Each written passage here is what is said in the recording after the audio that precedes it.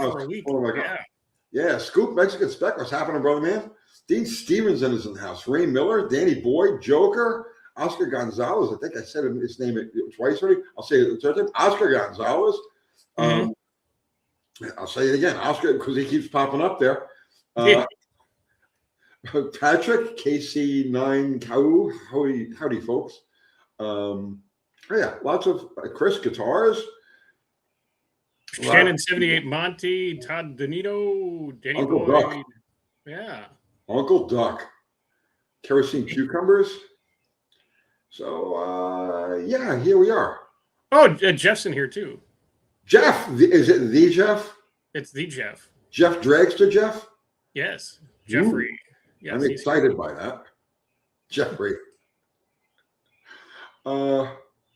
Richard Hayes loves today's video. Well, thank you, Richard. I appreciate that. Oscar Gonzalez has lost his ethics. That's fine. Everybody has. Don't stress it, bro. Buyer 66 wants more Magnum build. I've never done a Magnum on this channel. I should do a Magnum on this channel. Should we find a Magnum and drag it up to the shop and? Well, I got that Belvedere, so we've done the big block in it now. Like, I don't know. Let's find a Magnum and Magnum swap it. Find a 5.9 Magnum and carb swap it and throw it in there. Yeah. That might not be a bad idea. And let's do it. Let's do it like we'll just find a Dakota with a 5.9 in it, right? And just take everything, pluck it out from under the hood and drop it into that one and go tune and play with it. Oh, yeah, we can do that. As a matter of fact, I just did a 5.9 Magnum video today. Did you really? Yes. Well, my neighbor, Steve, wants to do like a drag and drive thing. Mm-hmm. So maybe that's older. Maybe we'll stick a Magnum in there and send them off dragging and driving. And in the Belvedere? Yeah, with a computer and everything. And yeah. Sure, why not? Yeah. Useful Entertainment says he wants more Forever Car Talk. You and a lot of other people. That is a big. I'm first off. I'm going to take credit. I am going to take credit for coining that phrase. Okay, because we did a video. I guess a bit over a year ago, and the thumbnail said, "Here comes the forever car." Right. Mm-hmm. And ever since then, I've seen that phrase used over and over and over again. So I'm gonna take credit for discovering or creating the phrase of forever car. And actually, yesterday, I was going to do a video on hunting down like late model classics, / forever cars, and the criteria would be like between 1985 and 2005, $5,000 budget. And I said, all right, well, let me do a dry run to this before I actually turn on the camera and start hunting. And I found that it was overwhelmingly complicated. There were just too many different types of cars that fit that. So I've got to narrow it down a little bit. And when I've got the criteria narrowed down, we're going to do a forever car video, hunting for the forever car. All right. And Mexican Specs got a question, and this is his answer. So. Oh, well, there you go. What is Mexican Specs' question? He's seen the video and asked about tuning, and I'm like, yeah, just email me. And he just said in the comments, he's looking for an extra JTech computer for a 5.9 with a tune on it. And I'm like, I just happen to have one. Oh. Ready and available for shipping directly to the southern part of the United States. Useful Entertainment is currently building one out of a 70 Cutlass. Fully documented on my channel, plus the cost of building it. Excellent. So if anybody is interested in forever car content and 70 Cutlasses, which are freaking beautiful cars. Yeah.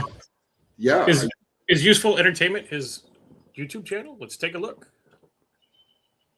I imagine that it would be. I'll look. It takes me 2 seconds.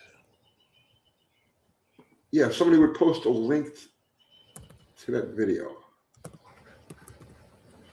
Midwest Mikey is saying last week there was a guy asking about the horsepower capabilities of 516 head. Keep an eye out for him. Okay. It doesn't seem to be under Useful Entertainment, but maybe he'll post it up. Okay, we're back. All right. Well, Useful Entertainment. Put up a link to your channel. Yeah, Mexican Spec. Oh, Mexican Spec got it. Yeah, he's like bam on it. He's much better at internet than I am. Well, he's a mod. He's got the. You're just a mere content creator. He's Yeah, I'm just a mod. schlub with a computer with a camera.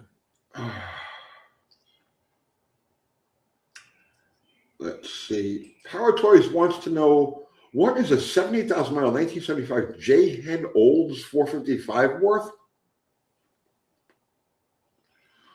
More than an H head? I don't know. Yeah, ask the Oldsmobile guys in the room, Power Toys. I have no idea.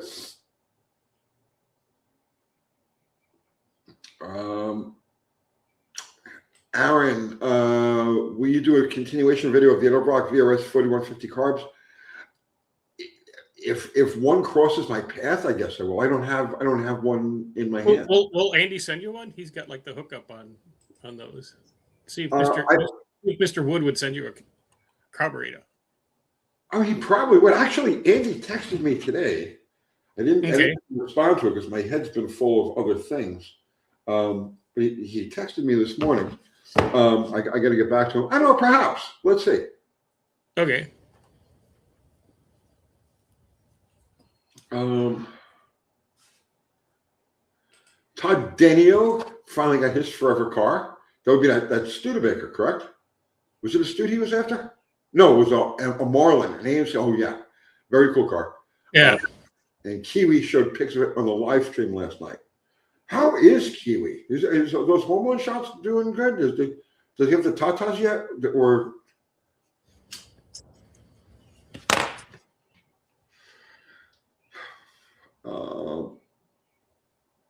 let's see. Mexican Spec has a good question. Is a Starsky and Hutch stripe on a Duster a no-no? Wow, that's a lot of offense. You backed away from the computer.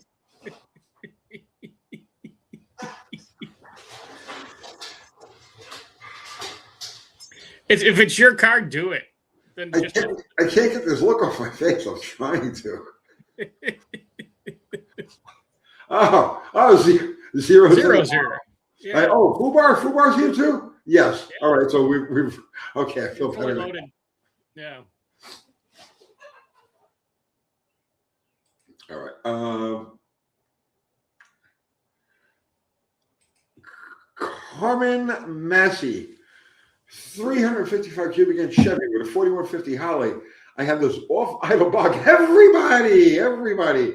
This question gets asked at least once alive, and I've already done a couple of videos addressing it. But I have this off idle bug. Every time I press the gas, could be too much gas going in.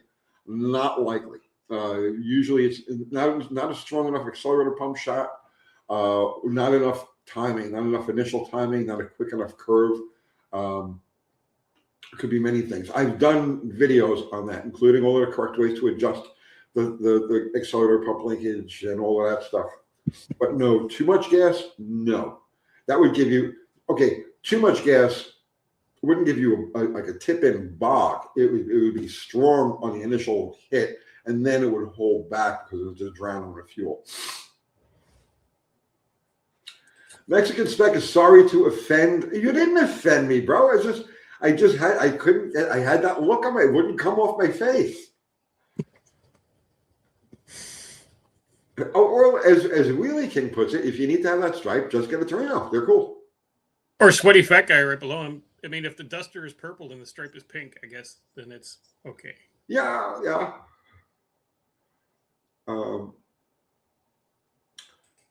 Useful Entertainment just posted a video a few months ago demonstrating how easily you can daily drive these old cars. It did well. Dude, there's so much interest in it right now. And they actually drive better because they're nice. They just feel better. They feel satisfying. Yeah. They feel satisfying.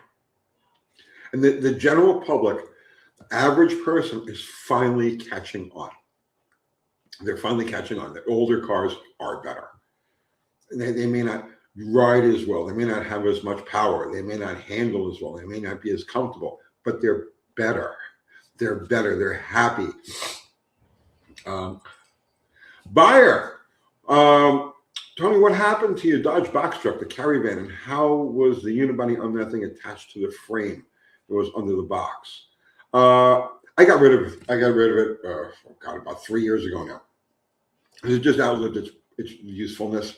And there were things I wanted to do with it that were just never going to happen. So, and there was no interest from a channel standpoint. So I passed it on. How was the unibody? It wasn't a unibody. It was a full frame. That the box just sat on top of the frame rails.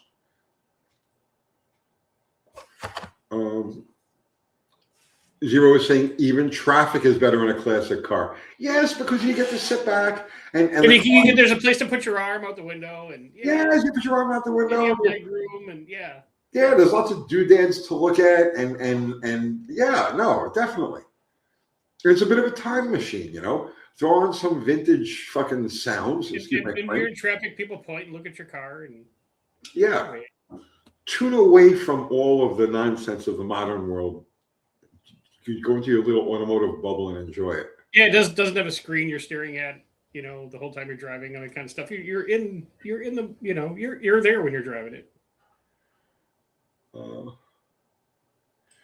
Jared is what kind of bike is that, Jared?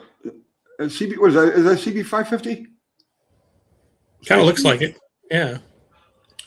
First startup of my 75 Tornado build this weekend. Congratulations, brother. I'm going to glide like magic carpet. 8 miles per gallon. Well, 75 Tornado, yeah. Yeah. I don't know. That's on a 750. The jugs are too narrow. Let's see what he says.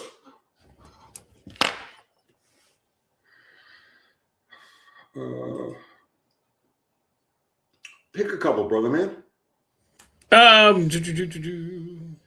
Jared, yes, 72 CB 550. Do I know my bikes or what? A couple up from that. Todd Danino. Todd says oh man, my allergies, guys, you have to excuse me. It's like it's the allergies are really bad. I just had a sneezing fit a few minutes before we went on. When I drove my red 72 Mercury Comet to work and came out at the end of the day, someone had painted the Starsky. Oh no! Oh my God! Stripe on a Comet. Oh well. Was it in real paint or was it like, you know, somebody goofing on you and they did it in like shoe polish? Because that could be funny. That could be funny. Yeah, if they're out there with masking tape and Rust-Oleum and he doesn't come out for another 3 hours. It'll be dried and taped off all by then. All the way down at the bottom. Well, okay, after that one. Okay. Joker is saying, as much as the classics are fun, there's something comforting in having an appliance car to trash around in the day-to-day commuting and parking lot battles and not have to worry about it. I mean, yeah. I guilty as charged. I have an appliance in my driveway right now. I got a Chrysler Town and Country minivan. So yeah, it's an appliance, and yeah, you're right. But I'm fortunate enough to be able to have many vehicles. If I was only able to have a few, then I wouldn't have that. It would be something that wasn't an appliance. But I've got at least I've got that option. Is what it is. So it's just extra. You know what I mean? Let's see. Who was the right underneath there? Red 318 Mopar. Just bought my wife's grandpa's 83 D150 with a 318. Probably a dumb question. No such thing as a dumb question, brother. But I'm new to old cars. I just put a thermostat in, but the coolant gauge on the dash only moves 1 tick. I don't know. Okay. Elaborate on what you mean by that, by the 1 tick. How is it different before or after you put the thermostat in? And there are no dumb questions. Please don't anybody in the chat here ever think that the question you've got is dumb or beneath or anything like that. Everybody starts with a blank slate. It takes time to learn all of these things. So having the question is oh, he updated it on the bottom. He says Might be the gauge or the gauge's voltage. Well, so Kathy, it's Kathy Bananas. What's going on? I have to get something. We have to get. We can't ignore you. It's you. Come here and say hi to everybody. Sparkles. Yes, Sparkles Mc. I don't remember now. McFlurry. Twisty McSparkles. Is Jimmy Sparkles? Is that it? Yes. Oh, that's nice. Did you even say hello to Zero or Fubar or Mexican Spec? Hi, Zero. Hi, Food Bar. Hi, Mexican Spec. Okay. And what about these other guys that every time you walk in, it's like, wait, Hey, Uncle Kathy doesn't love us anymore. Hi, everybody. All right. They can't even see you. Okay. Okay, right here. Okay. Hi, everybody. There she goes. She's a good girl. Get her red slippers on. She's gonna. Does she? Oh no, they're sneakers. Yeah. Yeah, she's a track star. Converse. They're Converse. So my basketball stuff. She's a track star. All right. Well, what was I looking at, Dr. Art? Oh, nothing. People, I misread something. So moving on. Okay.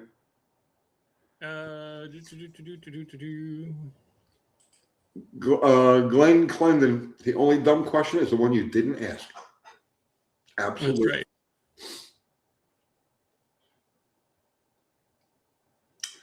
right. I'm looking for the red 318 Mopar. If he responds. Yeah, a lot of people are chiming in, but I don't think he's replied yet.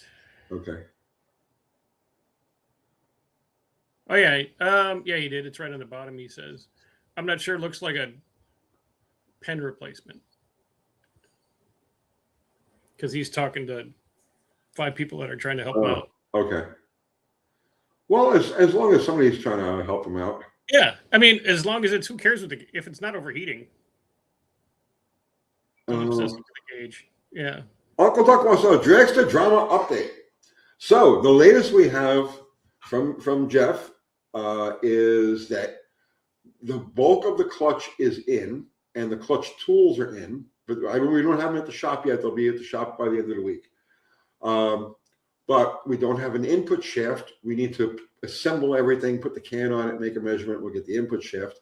So that's going to take a little time, a little more time, but that's okay. The cylinder heads, there's a problem. The O-ring grooves are worn larger than what they need to be to hold a stainless O-ring. So the choice is to either go to a larger O-ring or cut the head 30 thousandths and cut new grooves. I'm leaning towards cutting the head 30 thousandths going with the standard size wire. I think the thinner wire will get a better bite on the gasket. Right, then we're not stuck with some weirdo wire size in the middle of nowhere. Weirdo wire size, and then head torque is going to be affected also, or right. The clamping force is going to be affected. So I would just as soon take 30 thousandths off. It's going to add a fraction of compression to it, which means nothing. So, but yeah, that's where we're at with that. There's progress. There's some progress. If Jeff wants to pop, I just saw him when we signed on. Jeff was in here, so if he wants to jump in and elaborate.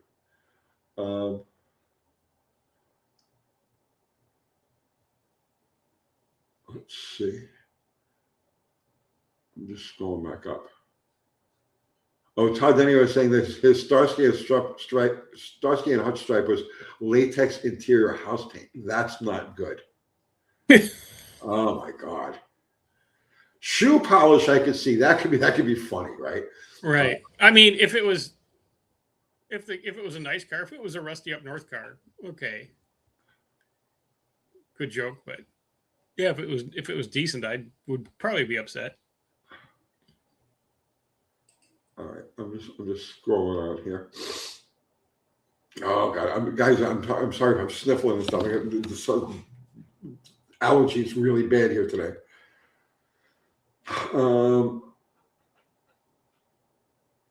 Let's see. A lot of it's back and forth here. Yeah, these guys, they don't need us anymore, bro. You know, we put the catalyst to get them started, and then they run off on their own. Oh, go up to Joey Simmons. Joey 728.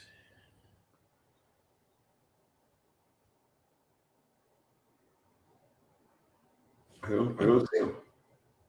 Yeah, he's 728. Just scroll up a little bit. So Oh, basically, yes. yeah, my 1982 Dodge Ram Charger 4x4 318 engine is toast. Pistons are like welded to the block. Can't get it unstuck. Help. Oh. I just did this engine, but in this El Camino, because those pistons were like rusted in.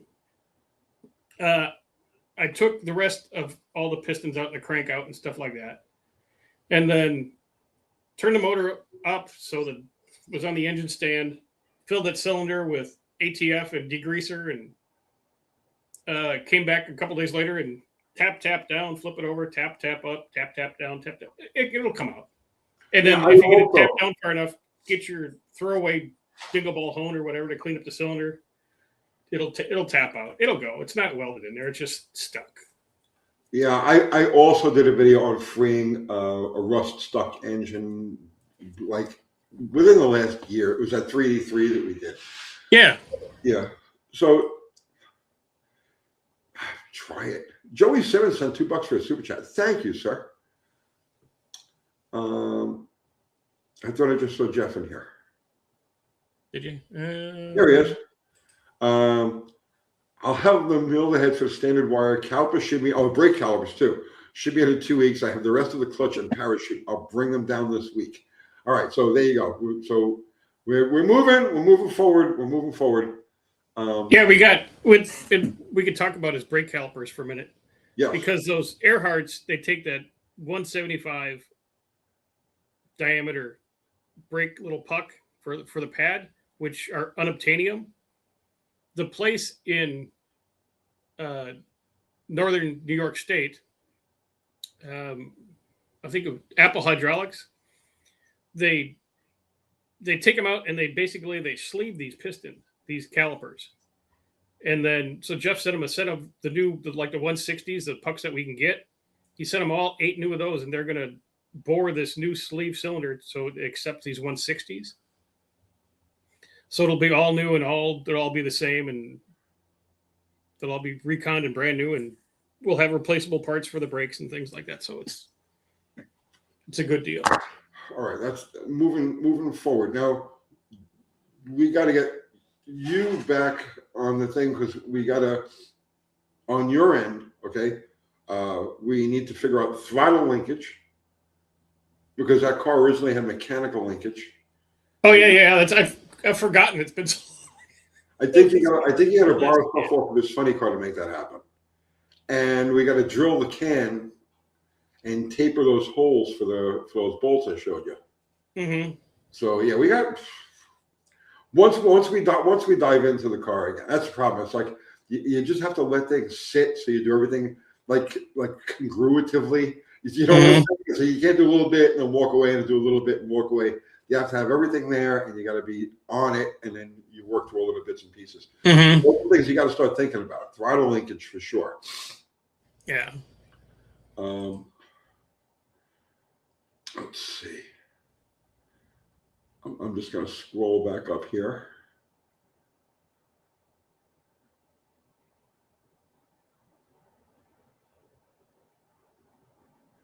How many horses will this dragster have? Oh, so many.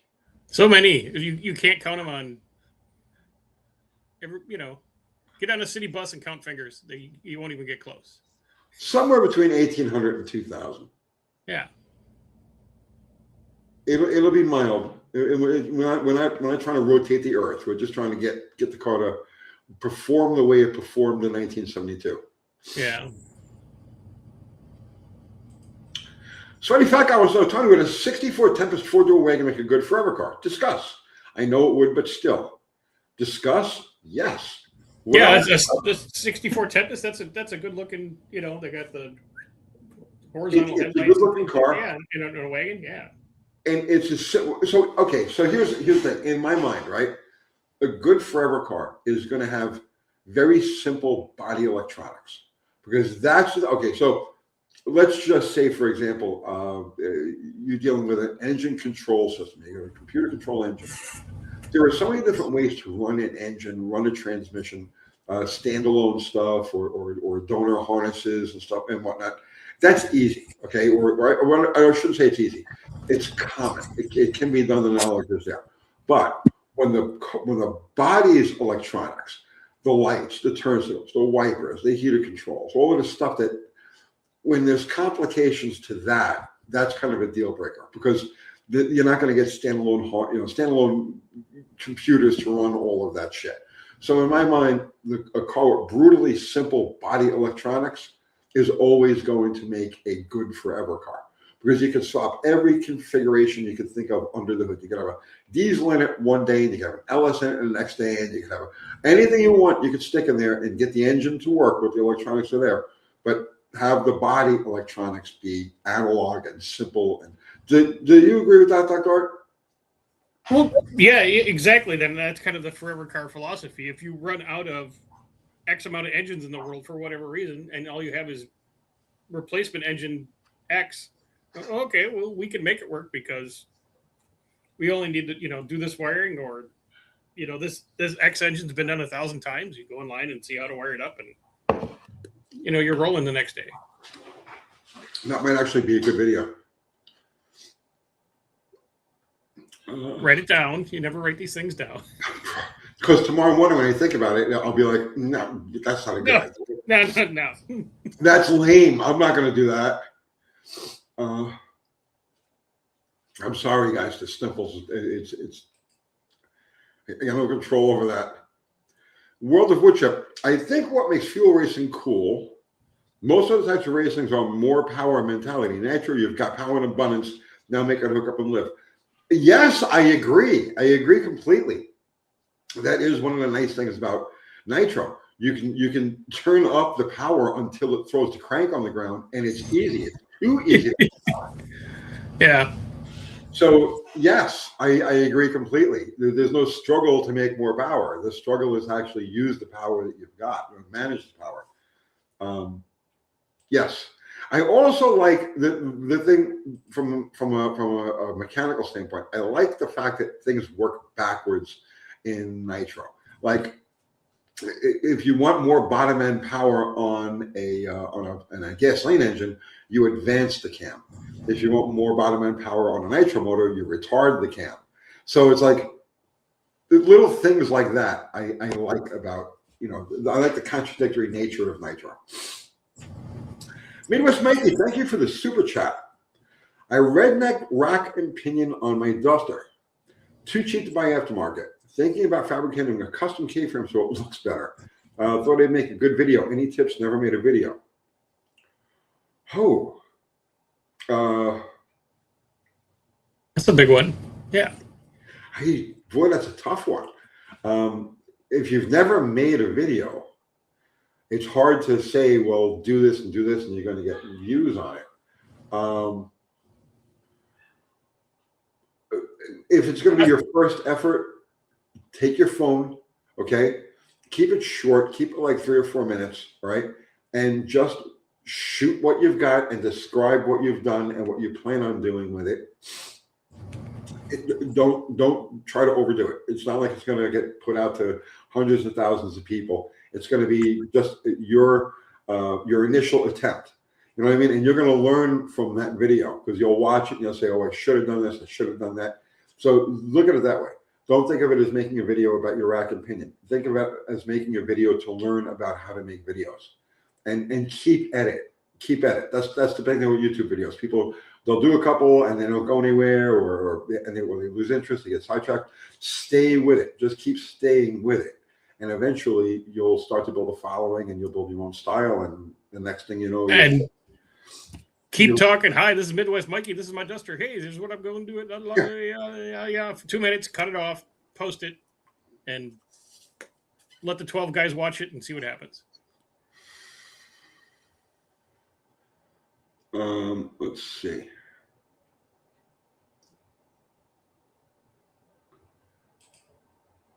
Side Rider, the video on the GM Big Block and Chrysler Big Block was real nice. Well, thank you. I remember having a hard time doing that video. I think I had to do it several times before I,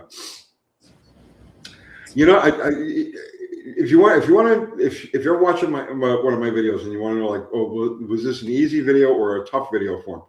You can go by how quickly I'm speaking. If I'm speaking very fast, it was a very hard video. I'm speaking fast because I've already done it 2 or 3 times and I wasn't happy with it. And so I'm just trying to rush through it. And if I'm talking kind of slow, it means that, yeah, it's an easy video. Just blow right through it. A-Train 420. Hey, do you know much about blow-through turbos?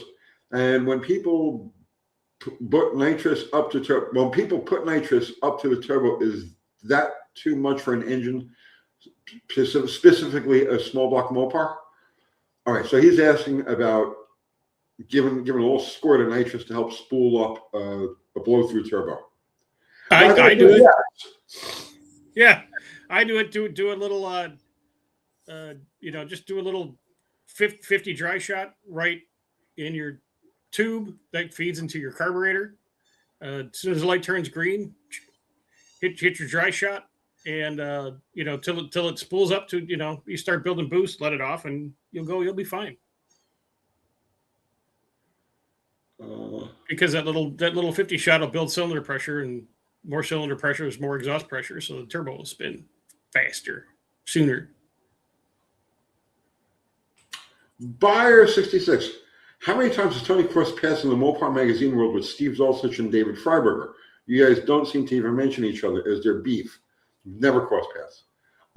Steve came in to replace me after I left High Performance Mopar. So our careers, mine ended and his started. So we never the twain shall meet. Freiberger and I have never met. He was always a West Coast guy. And again, he came along after I left. I was in the magazine business hardcore from 85 to 89. And then I left that to go do stupid shit with nitro. Gave up a good career to be a nitro. So yeah, so David's career started after mine ended. So we never crossed paths with each other. I never had Dulcich and I would talk back and forth every once in a while. When he started his channel, I tried to help promote his channel. I never had anything against the guy. But then he and Freiberger got together and did this thing on the TV that was poking me with a stick. It's like poking with a stick. And I was like, screw you. So that was it. That was really the last I heard from him. Jamie from Dead Dodge. I wish them both well. Okay, I wish them both well. I have no hard feelings towards either of them. To me, this shit is just water under the bridge. Mm-hmm. It's Jamie. It's Dead Dodge Jamie. What's happening, brother man? You think it rains here a lot? Every time I see one of his videos, it's raining. I'm like, yeah, Pacific Northwest. Yeah, have fun. You want to get Jamie to jump in? Yeah, I can send him a link. Yeah, Jamie, if you want to pop in, Dr. Art will send you a link there. Give me wire. Okay, what do we do here? Forward. Nope. Danny Boyd is saying Tony's Richard Petty and Freiberger is Jeff Gordon. I'm sorry, so just blow my own horn a little bit because nobody else does. No, just blow my own horn a little bit. Everything that these guys have done, and all of the movements that they got started actually started with me in Cars Illustrated magazine, and then they picked up where I left off. And I'm not slighting them. I'm saying, oh, they stole my ideas. No, nothing like that. Just we started certain trends and certain ideas, a certain ideology at Cars Illustrated magazine. And when I stopped doing it, it was like it was getting popular. And to this day, those magazines are very collectible. So they just picked up where we left off. So yeah, I guess I was their Richard Petty to Jeff Gordon. They're Jeff Gordon. Yeah. The old man in the hat. Yeah. Jamie's got to feed a small child a snack and then he'll be in. So I sent him the link. Indisha Doggo says, Dead Dodge Garage videos helped me figure out why my crank bypass circuit wasn't working. So thank you, sir.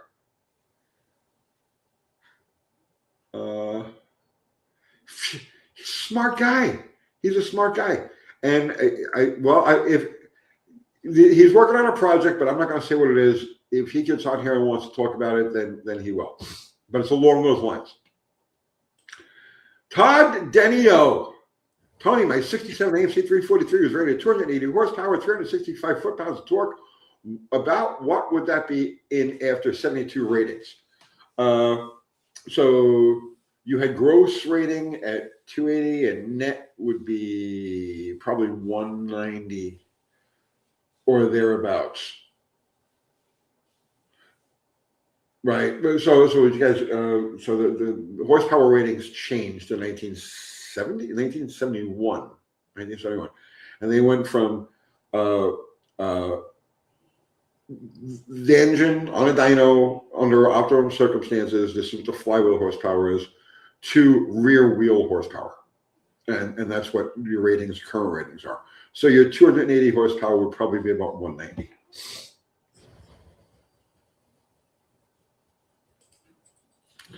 Jeff, brother Jeff, a man of many pursuits. Auto repair, magazines, fuel cars, coffee house. Never had a coffee shop, always had coffee house. YouTube, and what else? Winnie? No.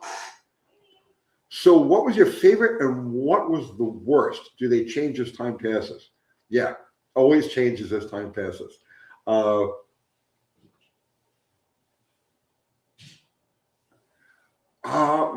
YouTube, and I'm doing this for 8 years. So I don't do anything for 8 years. I get bored of stuff real fast. So I'm going to have to say YouTube. And I think a couple of my coffee houses would be like right there as far as favorites go. The worst, Nitro. I'm saying this to the guy who owns a Nitro car. The worst, yeah, by far the worst.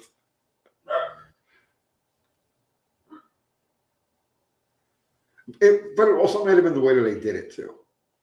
It was probably the way I did it, because it was among the last group of the low dollar renegade backyard t-shirt Nitro guys, and that breed was pretty much extinct by the time I came along. But I didn't want to know that. I didn't want to hear that. No. It's still cool. Okay, it's gonna be. Damn it, it's still freaking cool, and I'm gonna make sure it stays that way. So because of that, I fought some seriously uphill battles. Mexican Spec is saying that I missed a super chat. We got it. No, Did we? Yeah, we got it. It was our $2.99 one from Joey Simmons. Oh, okay. And if we didn't, Joey, thanks. But I believe we did. Paul Capizola saying happy 318 day. Yeah, it is 318, isn't it? 72 TX 340. Do you think now is a good time to buy a newer Hemi Challenger? We're now seeing similar things with oil prices they were in the early 70s. Oh, So here's the thing about oil prices now, okay? Here's the thing about oil prices. And this is something that's been in the back of my mind now for a few years, not just because of recent events. But the original, when we went to the petrodollar, okay, the exchange rate was 1/10 ounce of gold per barrel of oil. That was the exchange rate, okay? And the US dollar was valued, or the gold was valued in US dollars at $42 an ounce, which it still is, believe it or not. Gold is $42 an ounce as far as the government is concerned. So if you go by that ratio to today's figure it into today, 1/10 ounce of gold is $500, which means that a barrel of oil going by the petrodollar ratio should be $500. According to inflation, real inflation, not government friggin', made up numbers, that would be about right. So it would not surprise me even the slightest if over the next period of time, short period of time, oil did go to 500 a barrel, which sounds crazy. It sounds like it's way over the top, but that is the ratio that it was originally assigned. So could that be the end of the petrodollar? No, I don't know. But also you got to remember too, back then the world was basically convinced that oil was this finite resource. Old stegosauruses turned into petroleum, burn them, right? And the world has finally kind of woken up to the fact that no, it's a renewable resource. The earth produces it just as fast as we can burn it.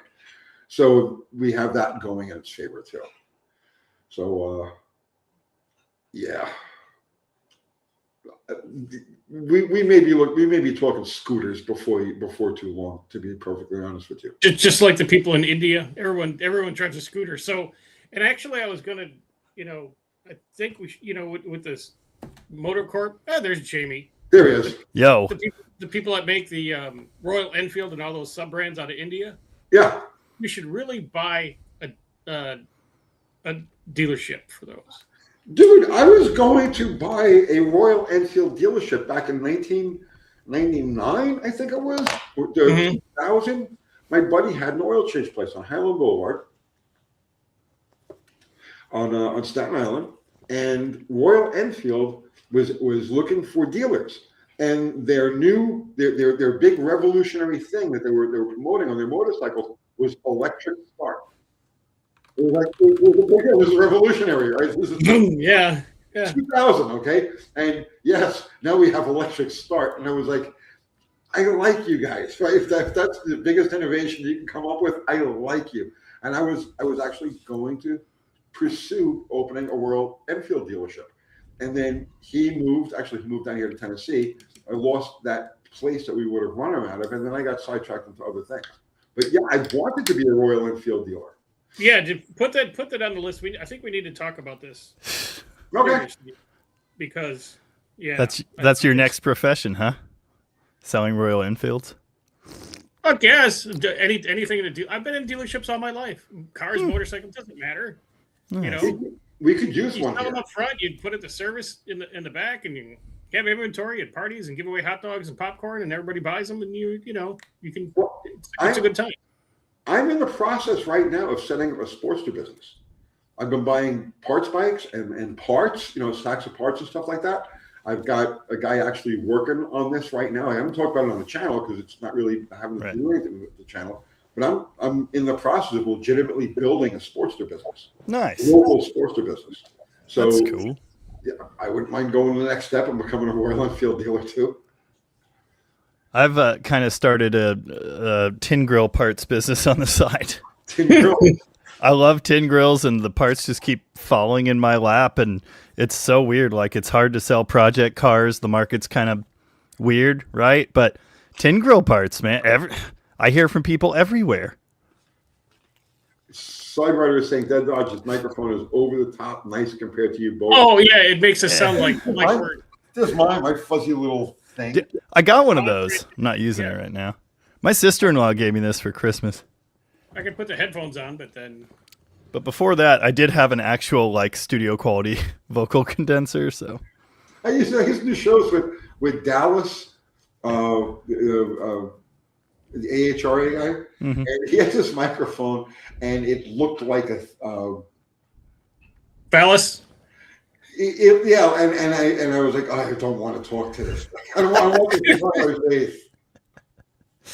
Nice. He took offense to that. I'm like, but then again, he was a submarine guy, and I've heard stories about submarine guys. Yeah. No comment. Oh, I mean, I'm not a submarine guy. I'm just saying, I've heard. Just saying, I couldn't be in any of those the Marine or not the Marine, the Navy situations where you're on a boat with nothing but other guys. I would flip my shit in like an hour. You know what I mean? That's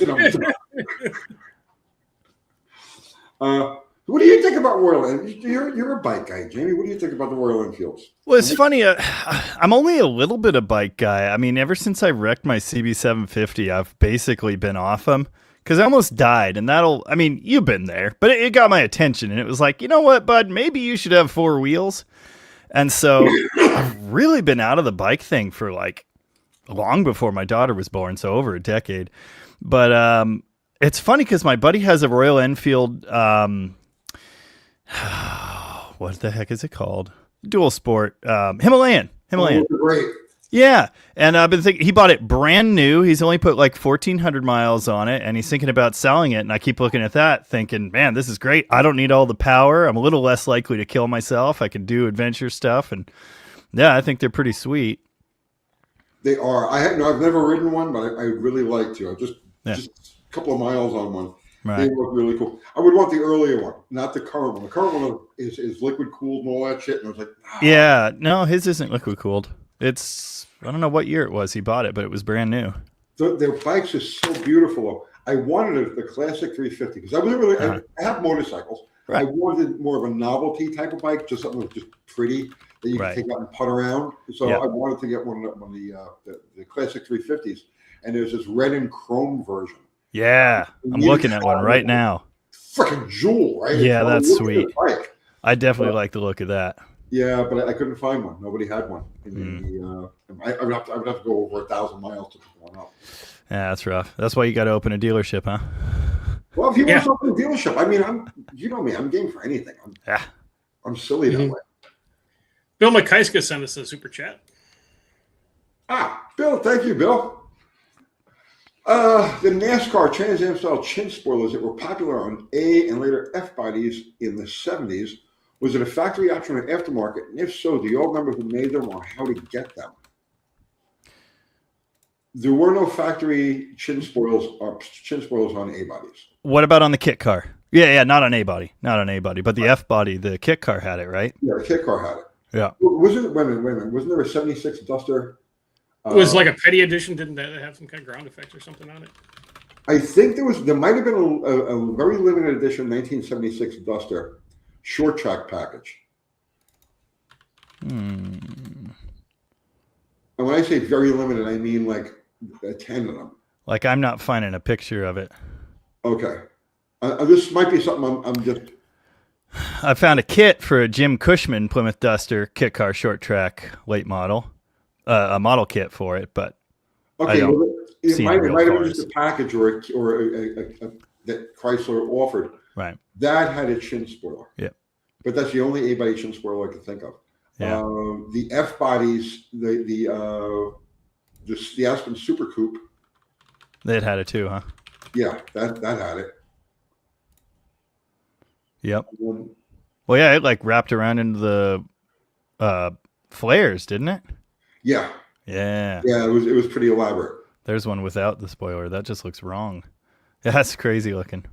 I don't know much about those. Yeah, I don't really know. I don't know who made them. I have no idea. I am going to do a video because this is a situation that my buddy John Hellcap swapped a CUDA and 72 CUDA.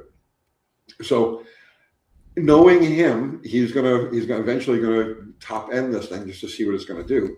And I made him aware, before you do that, understand that at about 125, 130, that car is going to get really light, and at about 155, 160, it's going to actually take off on you. Yep. So, the E-bodies do that like the B-body Charger, huh?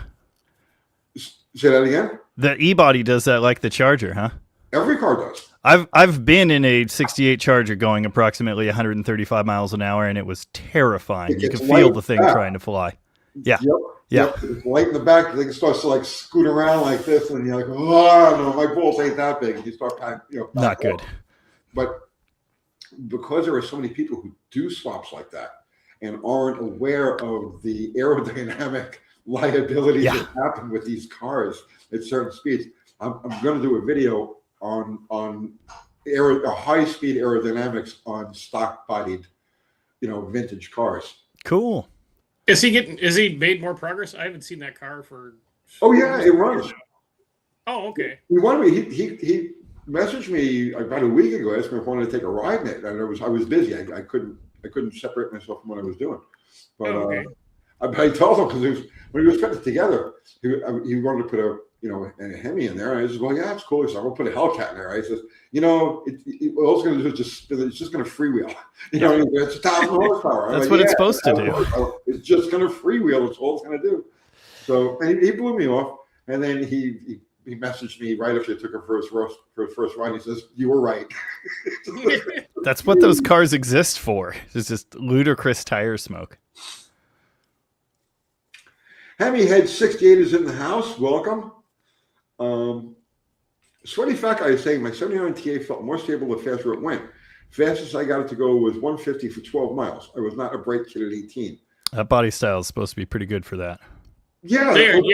About those years, they got that big spoiler in the back. You could actually, about 55, you feel it, and they kind of go back, and the car settles down.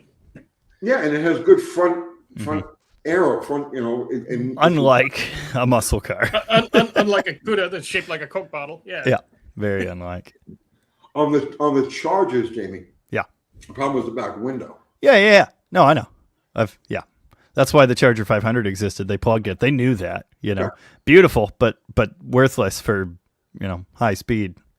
And then the big open maw of the grill doesn't exactly help either. And that's where the flush mount cornet grill comes in. And then eventually the nose cone.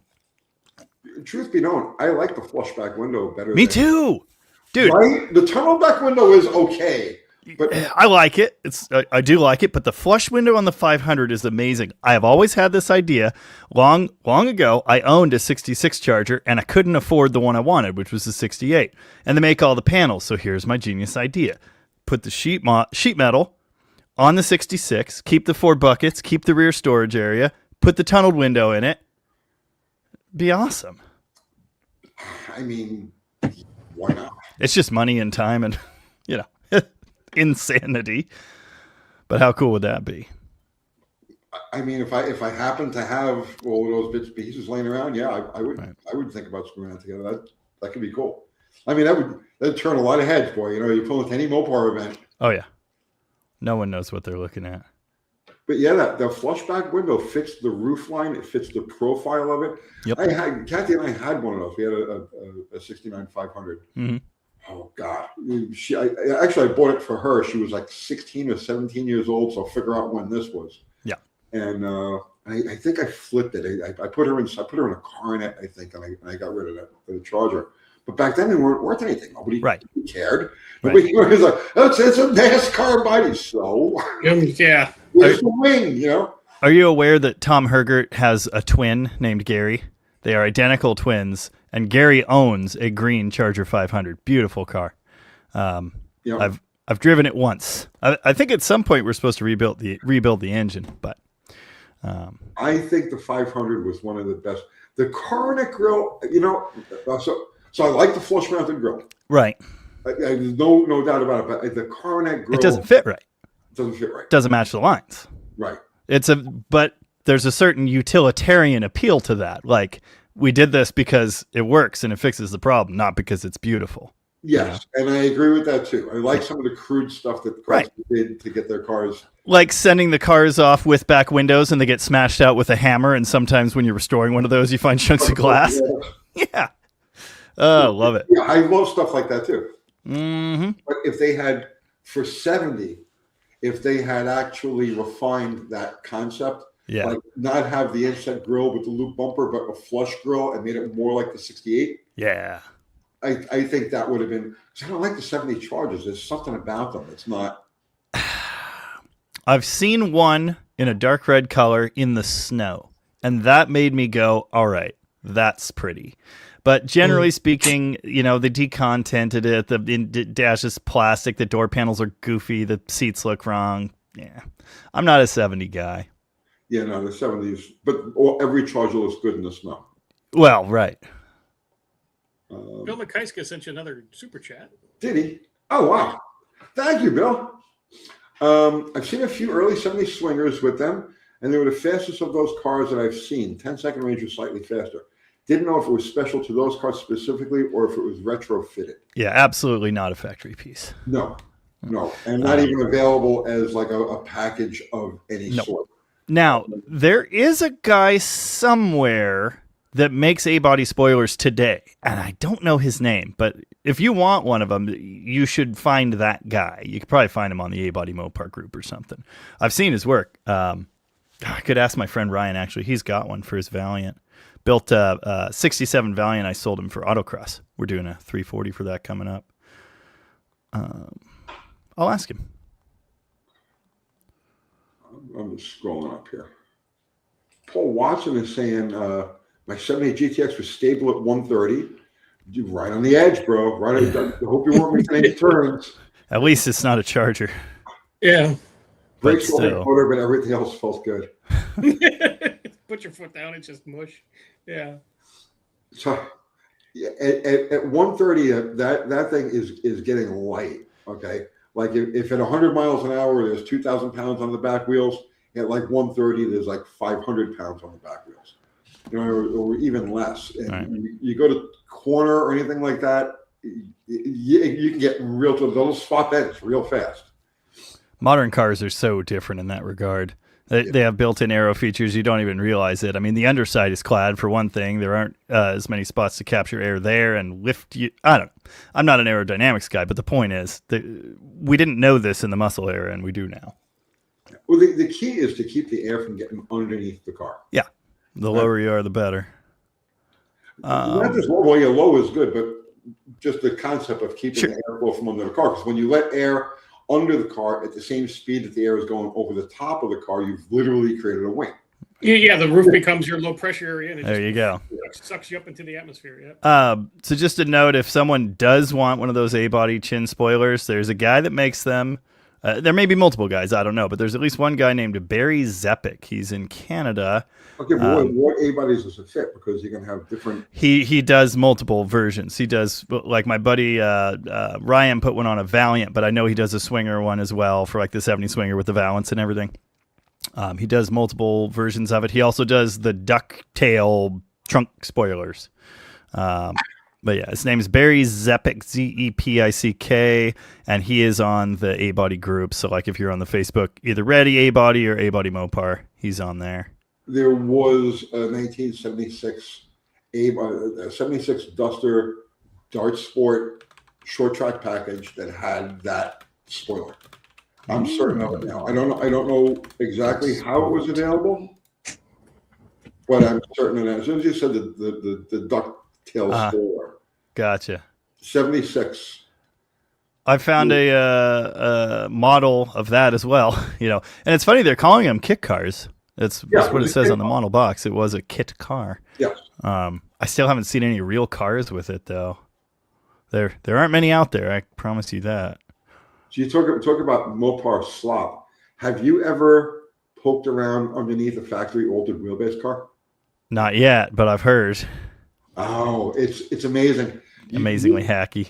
Oh, please. The welds under there were done by, it's like Ray Charles with his feet or whatever. Whatever lady was answering the phone, okay, on her lunch break, she was paid to go in and weld the floor, the rear quarter sections together on those cars.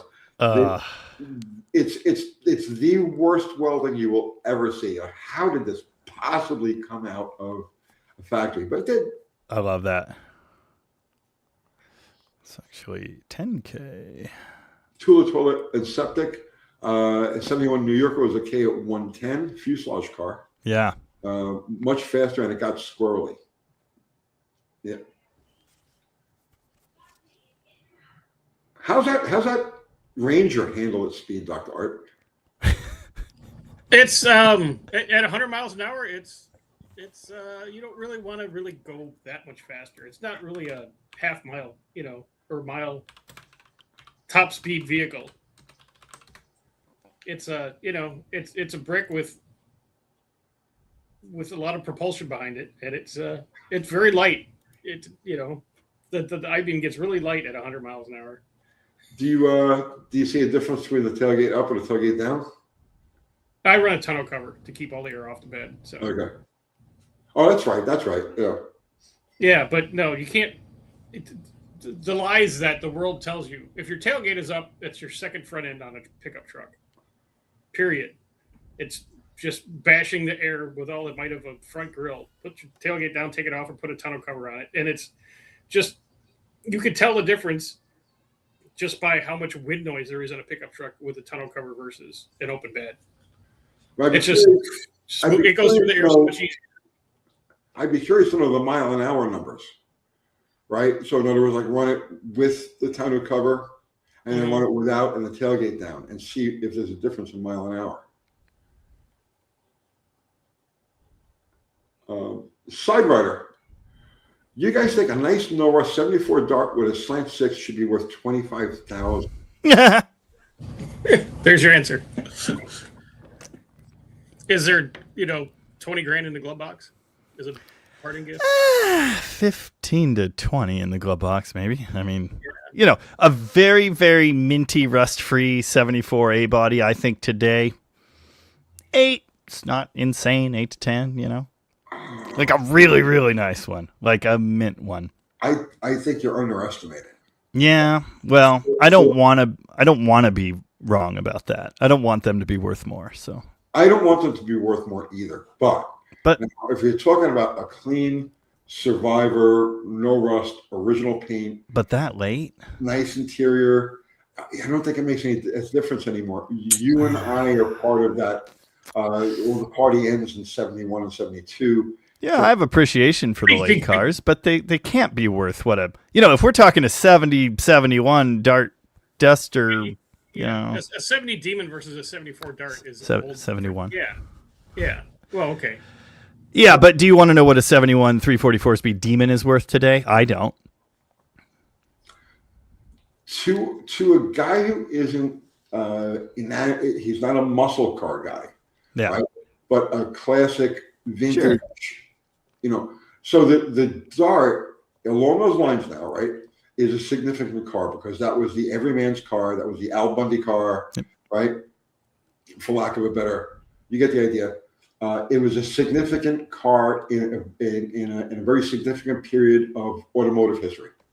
So forget about muscle cars. Let's not even talk about that. Just the basic bread and butter Dart. So now if you're a guy who has means and you're looking to collect things that have significance, cultural significance, and you come across a Dart that's, let's say, beyond just clean, okay? Low miles, 8,000 mile pristine. Car. Pristine. Sure. I think it's worth 25 grand all day long. Yeah, I could see that argument. We're jaded to the performance and the things because that's stuff. Well, but I do see a value in that, especially, and it's not even just because of the cultural importance of something basic like a Dart. It's just anything from that time period. I mean, you get it. It's simple. It's reliable. It's still going to be running in another 50 years. I don't know. Well, the cliche, after the end of the world, everything's going to be running around with the roaches and the slant sixes. Those Darts. Yeah. Midwest Mikey sent us another super chat. Did he? Yes. Oh my God, I can't find it. Here it is. Thank you, Mike. Chasing horsepower is real. Tell me about it. Started with a mild 1001 383 with heavy ported stock heads, now building a Broadex headed 512 stroker. Then I found out further heads exist, going to need some more dusters. That's how it starts. A little's good, a lot more is better. Managed to avoid that so far. Well, I mean, I went to the mountaintop. Yeah. I went and climbed to the top of the mountain, and I puked, right? and then I came back down off the mountain to find that the real fun is really with that 10-to-1 3D3 with the heavy ported stock heads. That's where the fun is. If you're looking for fun, non-committal, like stuff that you can use and it's friendly and it's happy and it talks to you, and you know what I mean? That's really where the fun is. And then you just keep chasing it, and then you find that you have to go way back in order to really enjoy yourself. And A. Carson just sent you a super chat also.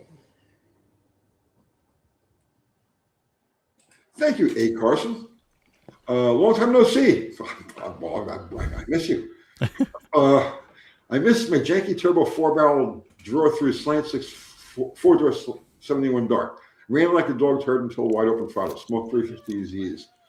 Man, my turbo slant just runs like a dog turd at all throttles. I was doing one with Jim Bennett. He had a drawer. Remember that? And then he died. I mean, kind of puts a damper on things. Yeah, nothing stops a project quicker than that. Yeah. Oh. Did you lose interest in that? May he rest in peace. Yeah. Rest in peace. Jim was a good guy. He was a good guy. Power wagon. Talk about modern 5.7 Hemis. Is the ticking valve train a deal breaker? You get used to it. There you go. Slant 6 is tick. Come on. They're going to tick. They're going to make noise. Yeah. They always have. They're always going to. So, yeah, just. The holes. Is it true that Slant 6s had issues with cracking rocker arms and the camshaft wanted to walk forwards? If so, is there a fix for a DIY person? Maybe a machine shop modification? I've never heard of any of that. No. I've never seen a cracked Slant 6 rocker arm. I've seen rockers in a Slant 6 that were absolutely solid bending push rods decades ago, and they're still not cracked.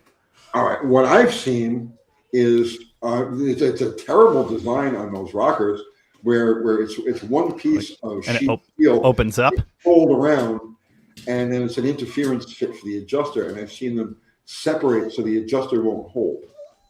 Maybe that's what you're referring to. Okay.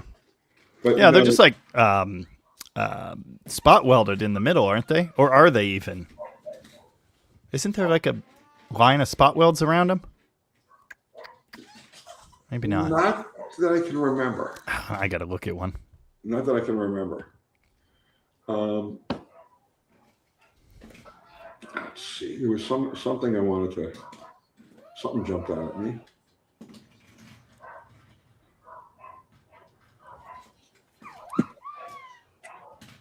His vintage adventure drives, his Slant 6 sounds like a chicken. So I just sold that gentleman a 1973 Scamp. I don't know if you saw that video from this weekend, but I sold him a 73 Scamp. It's red, and he just drove it 2,200 miles home to Oklahoma. He just got home today. It's a very nice car, but did the big exhaust tailpipe extension stay on? It's still there for now, but he's going to fix that.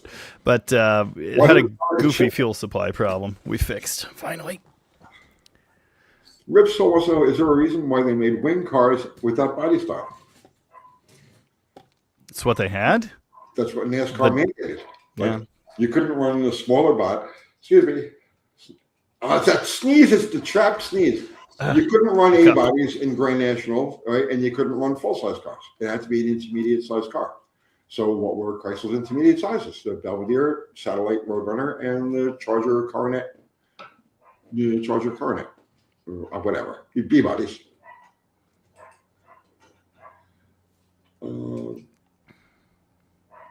It's funny. I hear dogs in the background at your place. If you hear we're all through the backyard. They're right on the other side of the window. You might hear a 4-year-old playing with Hot Wheels in the background here. So there you go.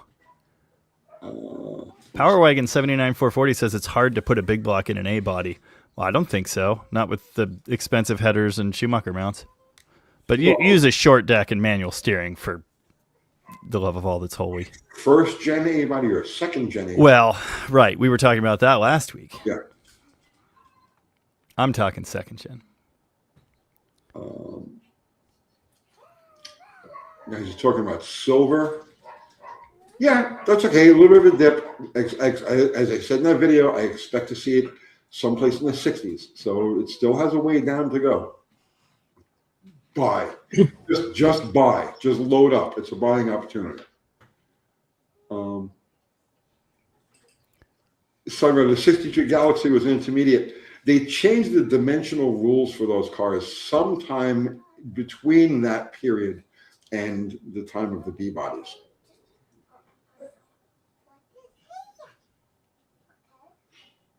You got to remember, if you go back to like 1959, right, just to pick a year out of my ass, 1960, 61, There were no small there cars. was no- Yeah. So you had full size cars and you had a handful of compacts. There was nothing in between. The in between cars started with the Chevelle and the B bodies. You know, the road, not the road tugs. The Exner, the downsized 62s. Yeah. So NASCAR didn't get around to standardizing them as intermediate cars until they actually had intermediate cars to standardize to. Personally, I love the look of those early 60s NASCAR cars, the Pontiac especially. Give me some Fireball Roberts action, man. Buyer 66 said, Jamie, we need more van content. I'm over the van thing. I got an A100 pickup. We'll do that. But Dean Stevenson says Jamie is holding up the two icons. Pretty good work for a young fella. Something like that. There's the future right there. Yeah. The future. The future's already going gray, man. I don't know. Yeah. Well, yeah. Catch up. See what I can do. We'll be long dead, and Jamie will still be doing live. Yeah, exactly. I'll be dead before Jamie is even my age now. So it's like, so somebody's got to do this shit. I heard your discussion earlier about how you never do one thing for long, and YouTube is probably the thing you've done for the longest, having done it for 8 years. I've never done anything for 5 years, and I'm at 4.5 on YouTube right now. So crazy. I'm just saying, like, I don't know. I don't know that I'm going to keep doing this for. Yeah, you never know. But what's worse than that? I've lived in this house going on 12 years. I'm not even at my parents' house that I live in a house for 12 years, or the same state for more than like 4. So it's very strange. 5 years is the most I got in a house too. Yeah, and we just hit that here. Years, which is a record for me too. But I say to myself every morning when I wake up, I'm burned out. I can't possibly make another video. There's no way it's going to happen. Yeah. Been that for years. Yeah. I'm not done making videos, but I'll tell you what, doing 2 a week the way I've been doing, because it used to be 4, and then it was 3, and then it was 2, and now the way I'm doing it, it's just like, that is a lot. It's a lot, and I got to do other things. Like now, there's a small blonde person and a book to write. Like it's hard, man. Well, for you doing an engine video every Wednesday is mammoth. Right. He puts so much production effort into his videos. I try. Oh, just an engine a week is just an ass kicker. Well, forget about that, Dr. Art. Look at the editing that he does. Yeah. Yeah. There's some time in that. Yeah, there's time in that. That takes a lot of friggin' effort. It does. That's where we make the money.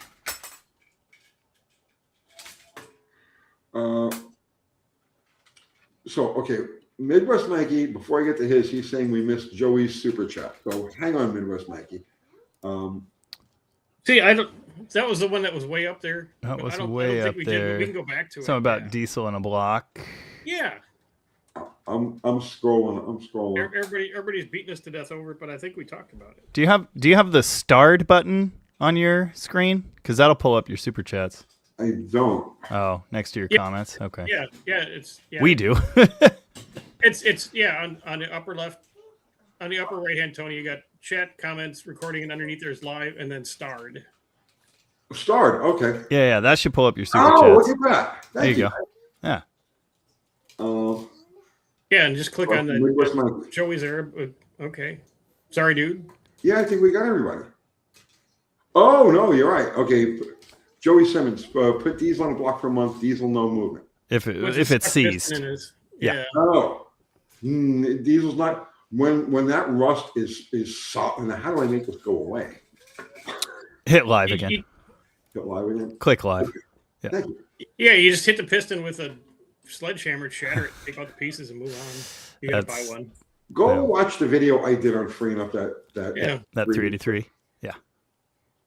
All right. So, Midwest Mikey, thank you for the super chat, and thank you for calling attention to the other one. Question for you, drag racers. Wouldn't a rim with a hub in the center of the wheel be best? Also, all right. What does he mean by that? Meaning hub centric, meaning it Yeah, actually locates on the hub. he talked about this earlier. If you have a 10-inch wide rim, do you want a 5-inch backspace? Oh, Or Oh. like a 2-inch back, or in or out, or something like that. I suppose it's probably strongest centered, but people like hardcore drag racers have been running dished wheels for eons. I mean, is it really something we need to worry about? but super high horsepower drag racers have been bending differentials or bending axle housings for years. Yeah. Well, the question would be then, if you're running a severe offset, Is it torquing the shaft? yeah, is that creating more of a Blowing effect? Yeah. Tires got leverage, or I guess. I mean, it's something to think about. It's never anything. It's not something that ever crossed my mind, but What I do know is I'll never make enough horsepower to have to worry about that in my life. I usually get the best rim that I can fit the biggest tire and figure out the offset. Words are hard. Yeah. yeah, I'll never have to worry about that again. Yeah.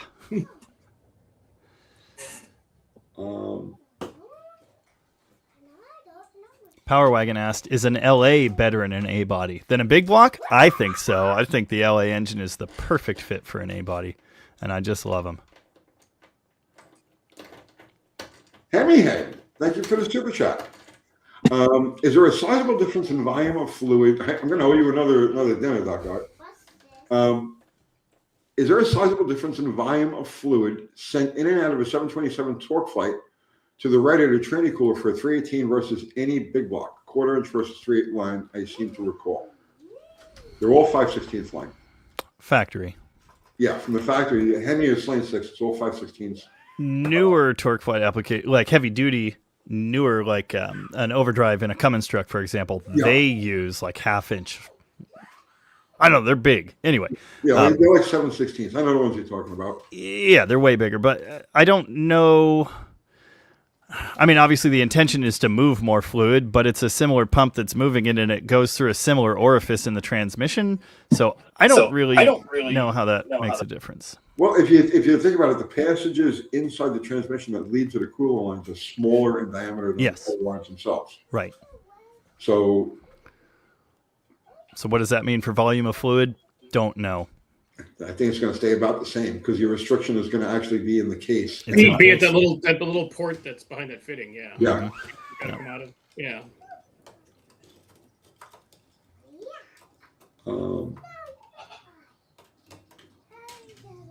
There's one from Colt's Hot Rod Garage.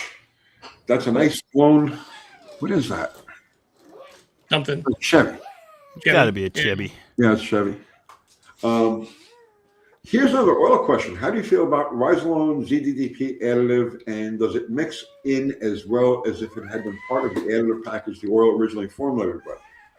It's actually a pretty good question. No idea. I don't know. That's a question for what's his name? Lake Speed.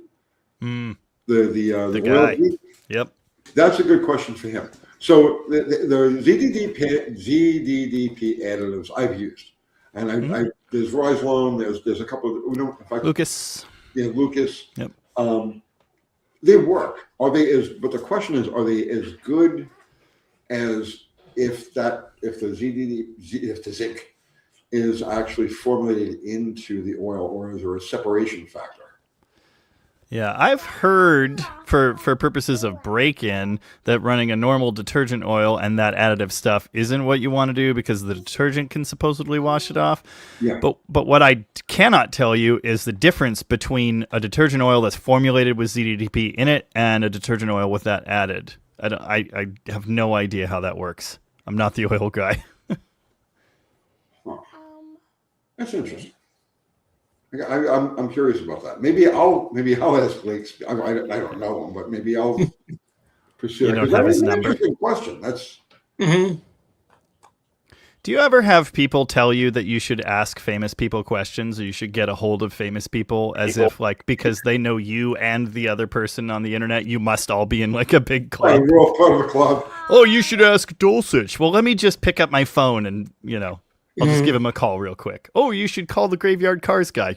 Okay, sure. Yeah.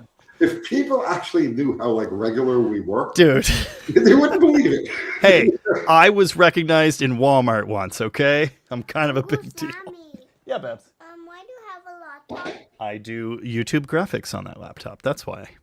And my grandma have the same laptop. Nice. Okay. All right. Buyer You must 66. Grandma. Is an 8 3/4 and 8 1/4 rear? No. Or 8 3/8 rear. 8 3/8? 1/4 rear. Never heard of such a thing. It is 8 1/4 rear going to hold up well to as well as a 9 1/4. Spend the money on parts from 9 1/4 or the 8 1/4. All right, I'll start this off by saying that the 9 1/4, while it's big and beefy, has the spider gears of a 7 1/4. It's like that's the weak link on a 9 1/4. Really? Yes. I did not know that. So Those spider gears are... the spider gears are way inadequate for what you would put a 9 1/4 through. 9 1/4 is a nice rear otherwise. But that's why it never really caught up, because it has the weak link is with spider gears. And then by the time you're done upgrading and everything, you might as well just put a Dana in the damn thing. 8 3/8. I believe you're talking Jeep. And the 8 3/8 is not the same as 8 1/4.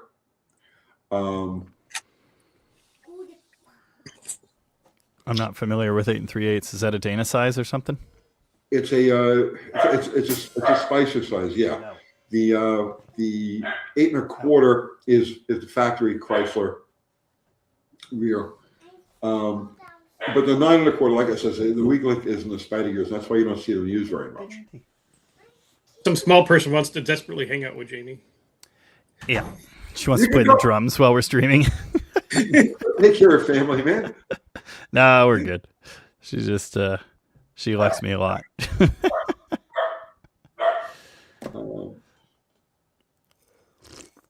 I'm just scrolling back up. Mopar Man 78 is saying bread pan oil is good break-in, racing oil, non-detergent. Yes. Driven's the one we've always used. Yeah. And Lucas does one, and yeah. The only one I can buy in a parts store local is Royal Purple. I won't use that. That's expensive stuff, man. Yeah. They're not kidding when they say Royal. Yeah. This is a question you can answer. Barry Kudez wants to know, when did Chrysler stop making torque flights? The Torque Flight family survived to the end of the 48RE, which was the Cummins transmission, the Cummins automatic, until they introduced the 6-speed. And I don't actually know what year specifically that was, but it had to be in the late 2000s or the early, it had to be in the late 2000s, maybe with the 4th gen truck. Now it was a beefed up Torque Flight with an overdrive, of course. The 3-speed ended in Excuse me.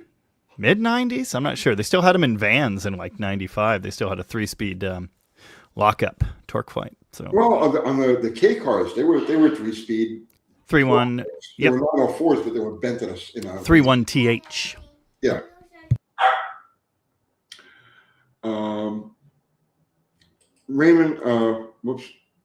Raymond Cabal, did Tony Nancy come out with an engine build book back in the 1960s? Tony Nancy was an upholsterer. He was a top fuel racer. I don't recall him ever.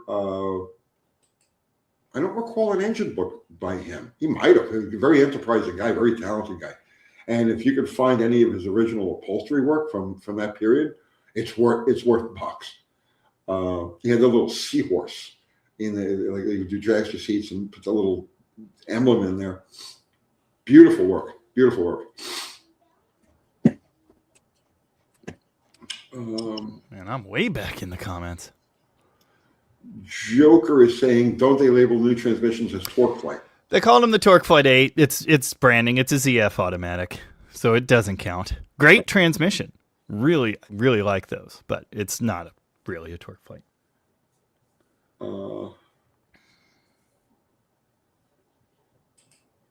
Richard Tuller, any idea where I could find a 340 block, 71 or 72? I can't find a block for my 71 Duster anywhere. And God bless you, you're sneezing like I am. Jamie, do you have Maybe They're rare. They're hard to find. Unfortunately, I don't like most of the Mopar groups on Facebook. I don't like Facebook. I don't like dealing with people, but those groups would probably be your best place to look. I mean, you see them listed for sale. I've seen complete 340s on there. There was just one in the Midwest. It was expensive, but it was a complete ready-to-run engine. There was one a little closer to us. Tom just sold one. It was just a short block. They're expensive. I expect to pay up for them, but in those groups, there's one called Mopar Graveyard. That's like a countrywide classified listing page, basically. So, yeah, he's actually up about 40 miles from here. His name is Richard, and I just sold him a bunch of stuff out of my shed and attic, cleaning out. Right? He might. Yeah, look up Mopar Graveyard. Yeah, I see a lot of good stuff on there. But unless it's an original 340 car, 71 Duster, it could be a 340 car. Unless it's an original 340 car, dude, build a 360. Put a 360 in the damn thing. Yeah. Put a 360 in it. If you bent on a 3.38 inch crank, then put a 318 in there and give it a slight overbore. Put good bags on it. Yep. Call it a day. No one will ever know it's not a 340. Right, and neither will you. You will not know. Yep.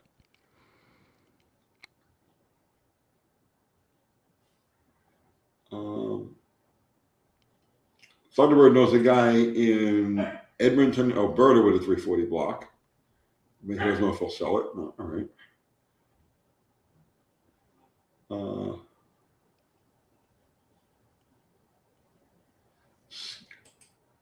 Mexican Spec is saying Scotty Kilmer. Right, yeah, Scotty Kilmer is in Clarksville, near Buff Del Campo and Kim. Vice Grip Garage is 25 miles south of me here in Lewisburg. Whistle and Diesel is 25 miles that way in Chapel Hill. Middle Tennessee is the epicenter of YouTube car guys. Yeah, it is. It is. Not Chapel Hill. College Grove. Andrew Button called that oil brand Brad Pitt, and I like that.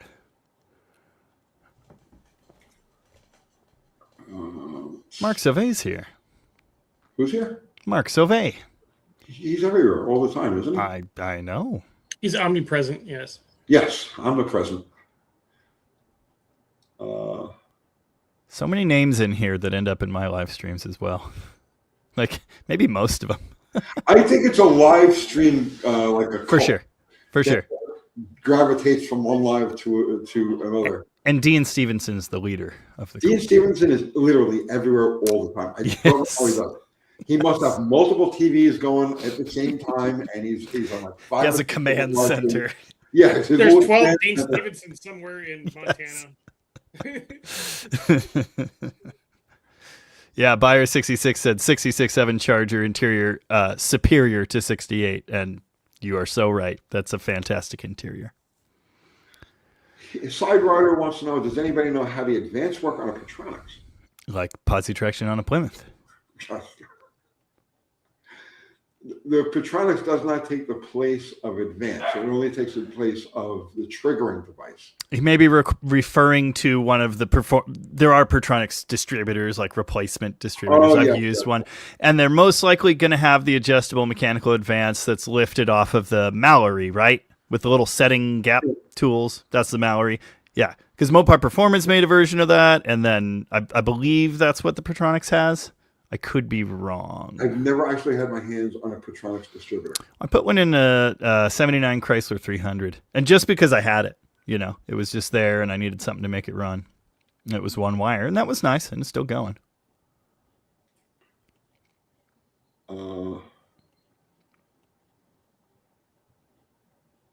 Let's see. Sean the Person's got a decent question up there. Sean the Person. 837. There you go. Okay. Hey, Sean. How did the 305 small block Chevy stack up to the 302 Ford during the Fox Body G Body era? Wasn't even close. I only hear bad things about the 305, and Ford fans slobber over the 302. There was no comparison. The 305 didn't get any respect because it didn't really perform. It was It was a fuel economy version. It was a downsized version of the 350. And they put it in cars that were relatively heavy, like the Montes and stuff like that. The Fox, the 302 and the Fox body was a perfect combination.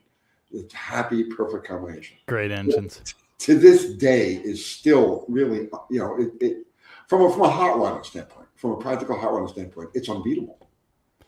It's probably obvious I'm not like a mega Ford guy or anything, and I love the 302. I've had 3 or 4 of them, and they're just a great package. Very small. They're small. They're limited, but it just amazes me when you strip the 302 down to just the block on a stand. It's like this big. It's like a little toy. But it does impressive things. So I don't know. I just like them. I have never met anybody who didn't love the small Windsor. Yeah. It's one of those universal engines that people are just like, yes. Yep. That's nice. Like people will like put their noses up at like small block Chevys or LSs. Oh, it's a belly button. Everybody's got one of those. But you never hear anybody like this on the 302s. They're happy engine. It's just good. Richard asked, he was asking about the 340 block. Will the 340 heads fit on the 360? Absolutely. They are the same head, essentially. 340 era would have big valves, and then they shrank in the early 70s. But that's really the only difference. Right. Well, so to elaborate on that, he's talking about the X heads, which you're going to find on 1958, 69, and 70 340s. Yep. 71, they went to the J head on the 340. And the X head has a 202 intake valve. And the reason for that is because the 340 has a 4-inch plus 40 bore, which is as big a bore as you're going to put in there and still have an allowable overbore margin. Okay. So they extended the combustion chamber on the X head to fit that. And the 202 valve is the biggest valve you can put in there without any shrouding at the 4-inch plus 40 size.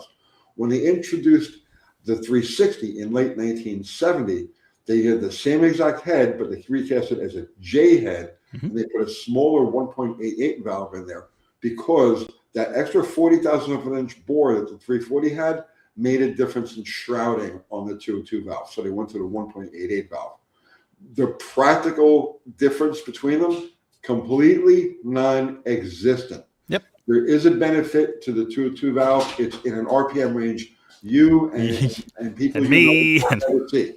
So, oh, here comes the puppy. Oh, there's a puppy. Look, I have a puppy.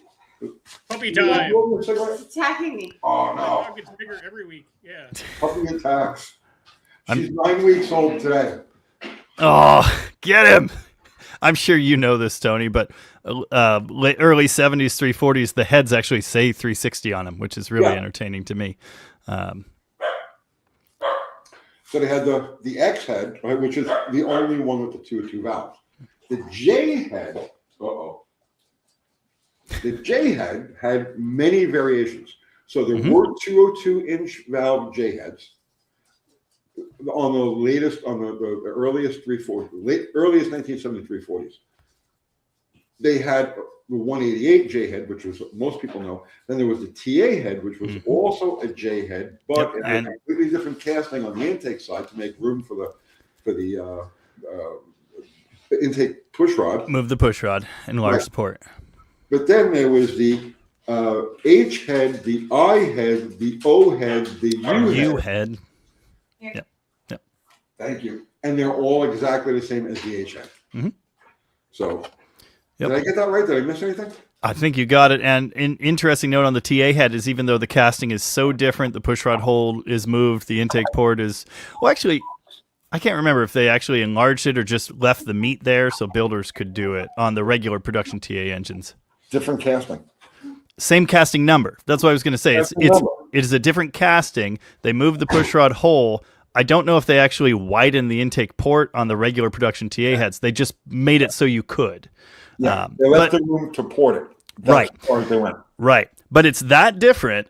It has the exact same casting number. Yeah, which confuses a lot of people. Like, well, how do you know it's a TA head? It's got the same part number and the same everything. Yeah, it's 915, right? Isn't it 915? The last three I think that's what it is. Oh, Which is funny because the 915 is the good big block head too. So yeah, 67. I'm pretty sure it's 915. And really, the only difference between a 915 and a 516 is the size of the exhaust valve. Right. We were talking about that. No, there were. Isn't the intake port taller on the 915? I thought it Then the was. 516? Yeah. Not that I'm aware of. 'Cause the 516 port is like squat. It's not square, but it's like short looking compared to like a 906. I could be wrong, but I think they're about the same. But there were 174 valve 516 heads. And a lot of people, oh no, they're all 160s. No, there actually were, in 1967, there were, I'm sorry, 1966 for the 440. There were 1966 516, 1966 440 516 heads have a 174 exhaust valve. Interesting. Trying to look You at have when you get a break between nerding out on cylinder heads. There's Bill McKeiska sent another super chat. Rolling back, I owe both of you guys dinner now. Oh, how far do I have to go to find Bill McKeiska's super chat? Bill McKeiska's super chat is there it is. I got it. Thank you, Bill. As far as oil goes, we always use Shell Rotella. I love Shell Rotella. With a quart of Marvel. Ooh, that ain't. a quart? That's a lot. That's a lot of Marvel. That's some serious dilution. Keep all of our small blocks running to this day. But are you stepping on them, or is it just something you're driving down the road? I like the Rotella because it's cheap, it's available everywhere, and it has enough zinc to keep an engine happy, a flat top engine happy. The Rotella diesel oil? Yeah, but just enough. Does it? Because I know diesel oils recently, they've been dropping the ZDTP content as well. When did they start doing that? Oh, man, it's been a while since I read up on it. The latest rating for diesel oil. Diesel oil rating. What's the latest one? CK4? FA4?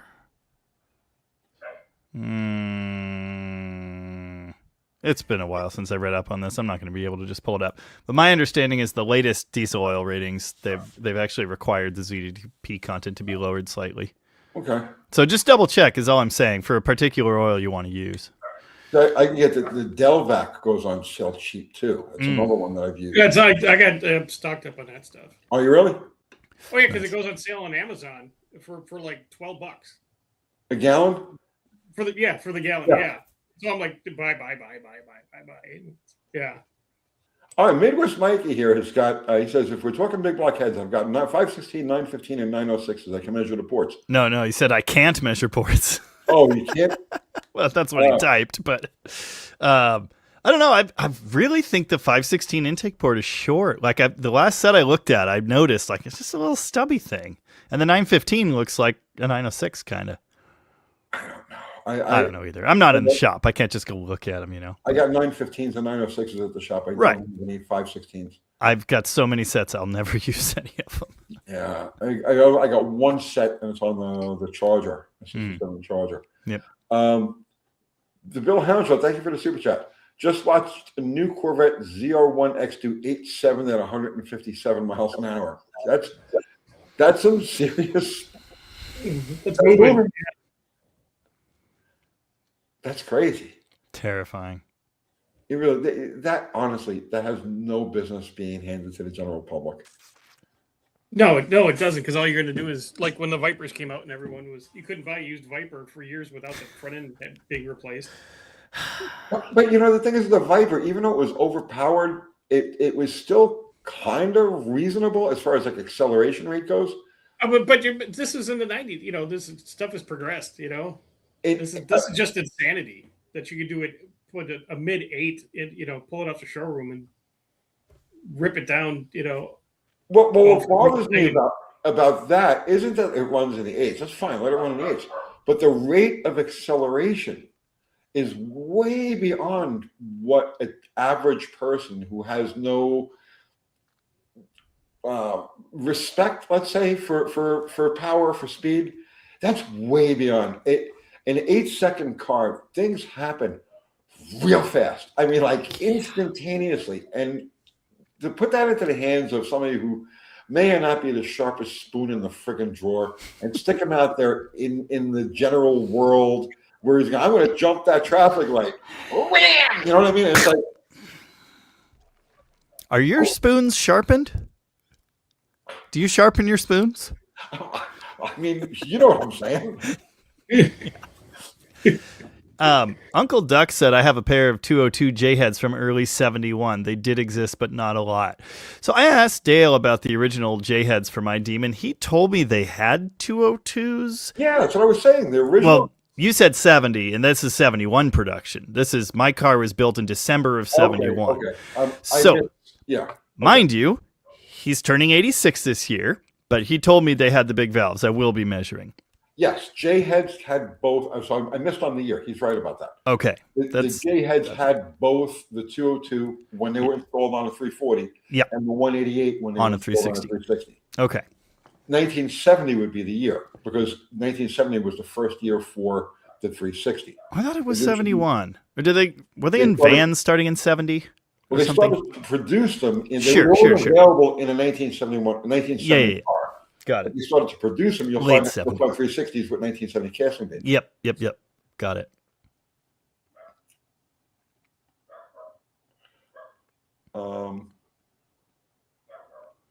Let's see.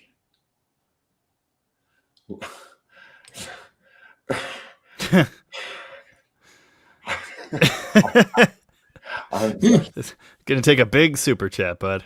Byers has been on a Mopar chat room in the 80s. I bet. No one's put on the Robin Wizard hat yet. Easy Rider saying those pushing those cars, these cars in public roads, real idiots. Dude, I agree. I think it's irresponsible. The Hellcat was bad enough. And what psychos do with those things, like. So if you go back to the 1970s or 60s or 70s, there was a whole insurance industry thing with the muscle cars, and they were right. They were right to an extent, but you're still talking about a slow freaking car. You're talking about a 13-second car, okay? High 12s at best, right? The hottest of the hot of the day. That's nothing, because the rate of acceleration is exponential. You know what I mean? The sensation between a 12-second car and an 8-second car is not even remotely comparable. How do you put that in the hands of the general public? This is, like, in my mind, it's irresponsible. I don't know how they get away with it, why they allow them to get away with it, who makes these decisions, but because there's people out there with much more money than brains, and they'll be like, "I got to get that Corvette." You know, okay, meet your tree. You know. Yeah. Here is your tree. Yeah, there are no mid 8-second brakes on any car that I know of. So. Buyer 66 asked, "Are LA rockers any better than Magnum rockers?" Well, yeah, LA rockers are mounted on a shaft. They're super beefy. The Magnum has a 1:6 ratio factory, but they're the goofy little pedestal guys. I'm not a fan. I'd much rather have the LA setup. So Mopar trivia, LA or Magnum rockers are actually AMC rockers. Right. Yes. A lot of people don't know that. Yes. They copied a bunch of notes off AMC's drawing board. Yes, and the lifters are different. Chrysler lifters don't have an oil hole. No hole. AMC lifters are the same diameter, always have been, same diameter, a height difference, a plunger height difference of 15 thousandths of an inch, and they have an oil hole. Yep. Which, what happens is if you use the AMC lifter with that oil hole on an LA engine, you generally end up with a slight oil pressure drop because it's bleeding oil where it's not compensated for by the factory oiling system. Interesting. World of Woodchip said, "Last I looked, the only affordable zinc-laden oil was VR1. VR1 isn't affordable anymore. O'Reilly wants like $10 a quart for that stuff or more. I use Kendall GT1, and I don't know what other places sell that, but my local parts store crap does.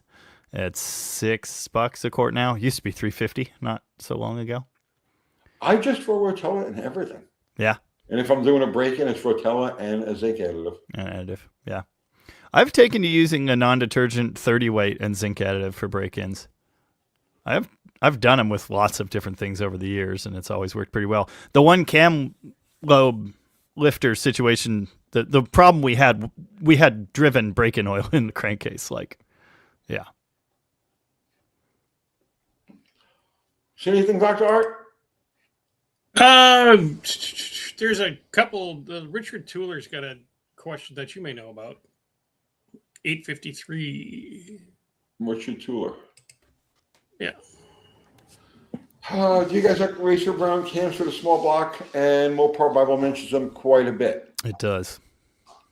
Mopar Bible was written 50 years ago. And back then, they were like one of few companies that would make them, and Chrysler actually carried them over the counter.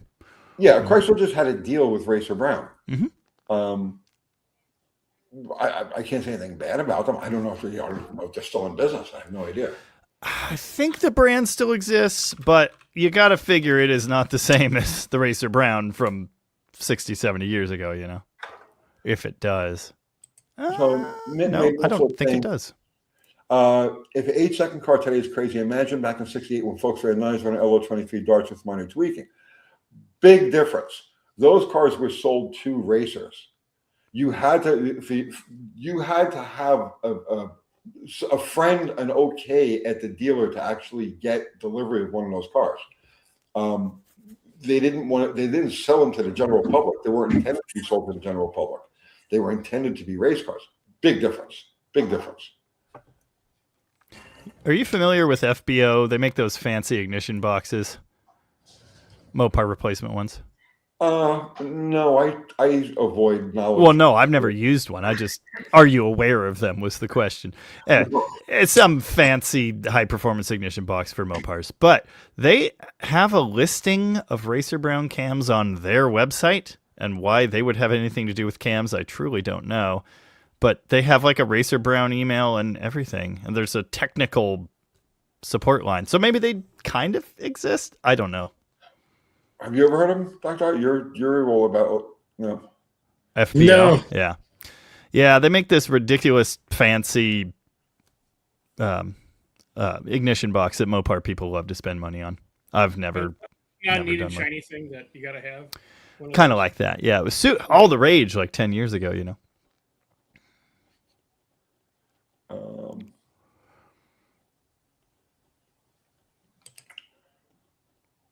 Why saying factory LA Rockers are actually 1.5. Yeah, and the Magnums are 1.6. 1.6. So that is an advantage, I guess. I mean, you can get aftermarket 1.6 ratio arms if you really want that for the LA. But I don't typically find that to be an issue. Just buy a bigger cam. Yeah, there are ways of dealing with it, yeah. Todd Denio, for assembly lube, I use STP. I like STP just for nostalgic reasons. Which survived when Studebaker quit building cars. Studebaker subsidiaries lasted decades after Studebaker went away. Yep. Like McCullough superchargers, whatever that Yeah, that's what we used to use back way back when for engine assembly lube. It was the little can of the STP with the pull tab on top. And Yep. They don't have that can anymore. Now they got the blue plastic bottle. Yeah, it's not these. It's not the same. They're missing out on the satisfying. Yes, they are missing out on that satisfying. Yes. Yes. Tanner called my your finger in there and just blump it on there. Yeah. Tanner called my bone stock 383 Charger slow. Duh.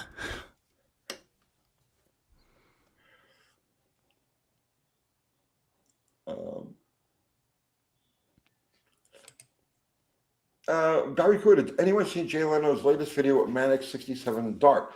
I saw the thumbnail for it, but I didn't click on it. No, I seen it. It's just a green Dart with a funky hood, you know. Yeah. It was a nice car. Didn't he put like square headlights in it?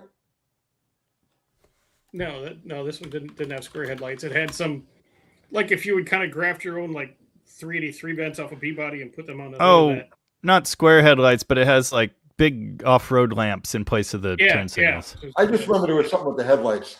Yeah. It looks like it has double headlights because it's got the. Yeah. Mm-hmm. Neat car, looked good, sounded good, but it's kind of like, okay, it's a TV car. Yay. Yeah.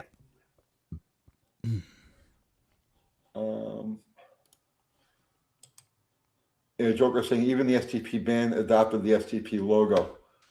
So when I was a kid, right, Dr. Art would probably remember this. Jamie definitely wouldn't remember this. You go back to like the late 1960s, or there, 1968, 69, 70.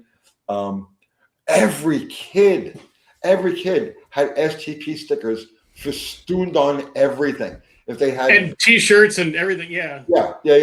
Denim jackets with STP, like 9-year-old kids with STP embroidered on their jacket. It was like the universal logo everywhere. They were like the first marketing masters of nonsense. Everyone had to have this STP logo.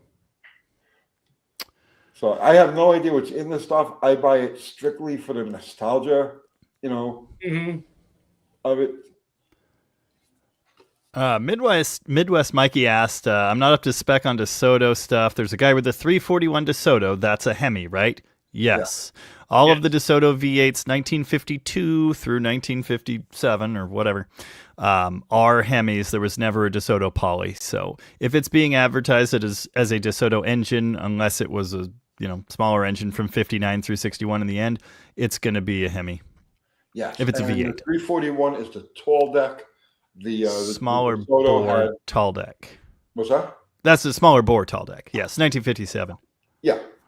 Well, a lot of people don't know that the DeSoto came in 2 different deck heights. Mm-hmm. Someone did a video about that. I had a 270. I still have it, actually. I sold it, but I have a 276, 1954, I believe. And I ran it briefly. They're such beautiful motors. They're so cool. Did you ever see the one on the Hotheads website with the injectors on it, the stack injectors? I'm sure. Yeah, probably. That was the most beautiful engine. I always wanted to do something like that. You guys keep this going for a second. Let me find a picture of that. I was going to say PG-13 Bill Hound show said Finnegan's Blasphemy does 8-second quarter-mile runs. That's what I was going to say about that Corvette is those numbers sound almost just like what Blasphemy runs. And that's not a slow car. No. That he pretty much bound to break it every time he runs. Every time. Hemi problems. Welcome to it. I'm doing laps, no problem. Car's running perfect. Let's put a bigger pulley on it. Party pulley. I honestly have no idea how he pays for this stuff. Dude, yeah. He doesn't get anywhere. You know exactly what he makes because we're in the same business and you know how many views are. Yeah. Right? I have no idea how he pays. Does he still have so many sponsorship people sending him stuff from his he does have sponsorships, but like for packs of zip ties and stuff, like I don't know, man. Yeah. I don't know how he does it. To keep finding new Hemi motors, one that run after another. So. There it is. Let's see if I get this blown up big. No, it won't blow up. It's a little tiny picture. Yeah, all right. But if you go to the Hotheads website, you want to see just a jewel of an engine. Go look at the stack injected DeSoto they have there. There's a video. Oh, it's the coolest video. From 1970 Winter Nationals. That one? Yeah, there you go. There you go. You got it. Yeah. Yeah, buddy. Beautiful. So cool. That is a jewel. Yep. So there's a video from the 1970 Winter Nationals, and it's the Adam and Enriquez A-Fuel Dragster, which has got a DeSoto in it. And they end up winning the race. But just to see and hear that thing run, the DeSoto was just such a jewel. Yeah. Yeah. That was just a 305. They were the first over 200 miles an hour, unblown, with the DeSotos, faster than the Chryslers of the day. Wow.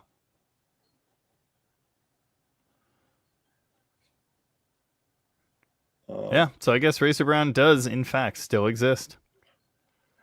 Andrew Button, 188 was the sleeper Mopar engine, hidden potential, I would guess.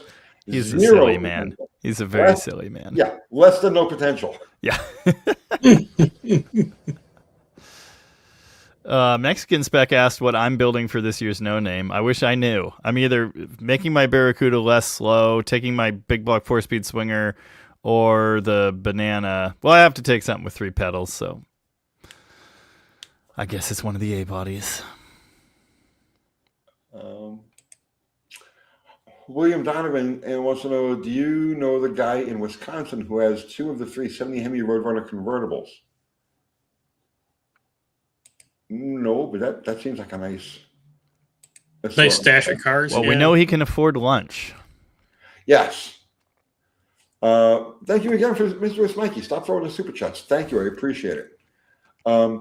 Jamie got it, but yes, I love odd engines. Got a 318 Poly now. The guy wants to sell the 341 DeSoto.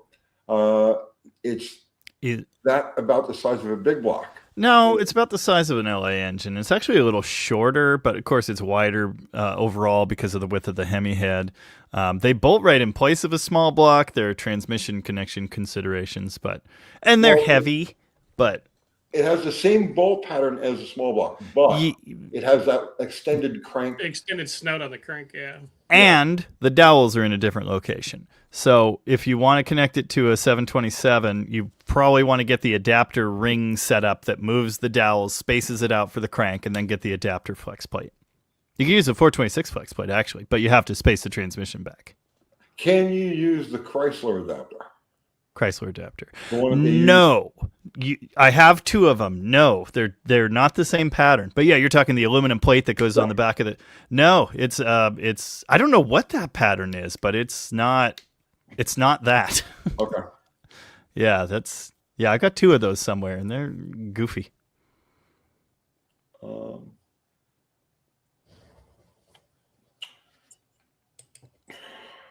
Plush airplane carpet. Plush airplane carpet. Okay. Nice. I've got a Gen 5 454 in my boat. What carb would you recommend? I wouldn't even know where to begin with that. Don't look at me. I thought you're a marine specialist. Yeah. Skipper Art here says. Yeah, I actually have my boater safety card. Maybe I am qualified to answer this. For a hot boat motor, that's like a 950. I guess. But how hot are we talking? Well, if he's got a 455 in his boat, it's not he's not trolling. Yeah. Well, the thing is, maybe. Marine carburetors have their own weird rating. Yeah. Plush airplane carpet. You got to ask that to somebody who knows stuff. Yeah. Yeah. We're just guessing it. Todd Denio said that I haven't noticed that Tony is pronouncing his name wrong. No, I noticed. I just wasn't going to say anything out of respect. What name? Todd Denio. It's spelled DNIO, but it's not said how it looks like it should be. I'm an Italian. I pronounce things as an Italian would. Yeah, I wasn't going to say anything, but it is Denio. Okay. Maybe he's pronouncing it wrong. I hadn't considered. I'm just saying that's a possibility. End of time for a late 1960s C-body 4-speed conversion. Where can I find a dry shaft that will work? You already have it. We have it. There. You already have the right yoke and everything. You're done. Yeah, you got a 727. It's exactly the same. Same length, overall length, same yoke, everything. And that is a cool swap. I will be reviving tomorrow, I hope. That's optimistic, but I have tomorrow to do it, so I guess we'll see. 1968 Plymouth VIP 2-door, fast top, big block, 4-speed. Oh, that's sweet. Rare. My friend Gary French, he's street racer. Well, I won't even get into his other stuff right now. He had... You're gonna tell me about the 444, the 4-door C-body with the 4-speed? Yep. That Tom Hergert owned, like, I don't remember how long ago. Yeah, we realized this on a live stream once before. Yeah, that your buddy is the guy that bought it. Yeah. That's cool. Where is this 2-door 4-speed vehicle? Is it up at Rocky? It's at Tom's. It's a Oh. dude. It's a '68 Plymouth 2-door. It's at Tom's with a 4-speed. Oh, Yeah, okay. that's got Tom all over it. He has like 4. Straight 8, you Ponte Solo. My wife wants to know how long you can go on a 99 LS Chevy engine without an oil change. As long as you want. Did they even have a drain plug on those? I wasn't aware you could do that. So what does an oil change cost these days? Because I asked this because Ooh. I got coupons. I got coupons, right? Big automotive YouTuber, okay? I got coupons for $25 off a Valvoline oil change. And so I says, you know what? I have a minivan and it's due for an oil change. And after I talked to you and I've become paranoid about the lifters or the rockers on the thing. Yeah. I'm going to change the oil every 3,000 miles whether it kills me or Yeah. not. Okay? That's a good idea. So I says, I'm going to take this $25 coupon and go over to the Valvoline oil change and I'm going to get an oil change. There was too much of a line there, so I wouldn't have been able to do that and come back here in time to get the live going. What does an oil change go for these days that they can give you $25 off? Well, I don't know about where you're at, but around these parts where everything's expensive, my truck is a 7-quart oil change, full synthetic, and that one was $125. Wow. Full synthetic, 7 quarts of it. My wife's Jeep I just had done. Again, it's full synthetic, but it's the V6 like yours, and it was $110. Now, mind you, my brother works at a shop. They just fit me in. I just take it to them, and I don't want to change my own oil on these modern things. I don't want to have anything to do with it. I don't care. Just take my money, just get it done, and let me go home, right? You made me feel so much better. The actual I'm there. The actual oil exchange places are probably a little less, but yeah, $100. Welcome Okay. to it. Well, I mean- we'll find out tomorrow. I had a shop 4 or 5 years ago. We were still charging $50. Okay. I can see $50. I can see $50. Oil's gotten expensive. All right, guys, we're past the 2-hour mark. This flew. We've made it, and it's time to go home. We did it. We are triumphant. We got there. We did it. Woo. So it's time to acknowledge Dr. Art's Hot Rod Rehab, which you should go over there and sub to his channel and watch his videos and all of that. And Jamie, Dead Dodge Garage, the best Mopar channel on all of YouTube. There isn't even a close second. Maybe his buddy Tom is a close second. Okay.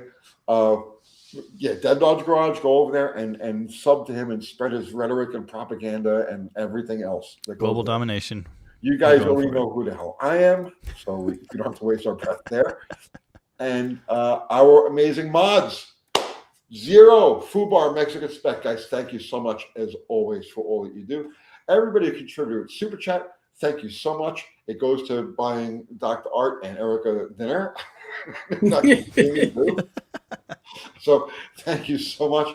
Greatly appreciated. Never expected, but always appreciated. And everybody who contributed your presence and your conversation, thank you equally, because without you guys clicking, none of us can do this crazy shit that we friggin' do on, which is it's so more than that we sit here and talk to all these people.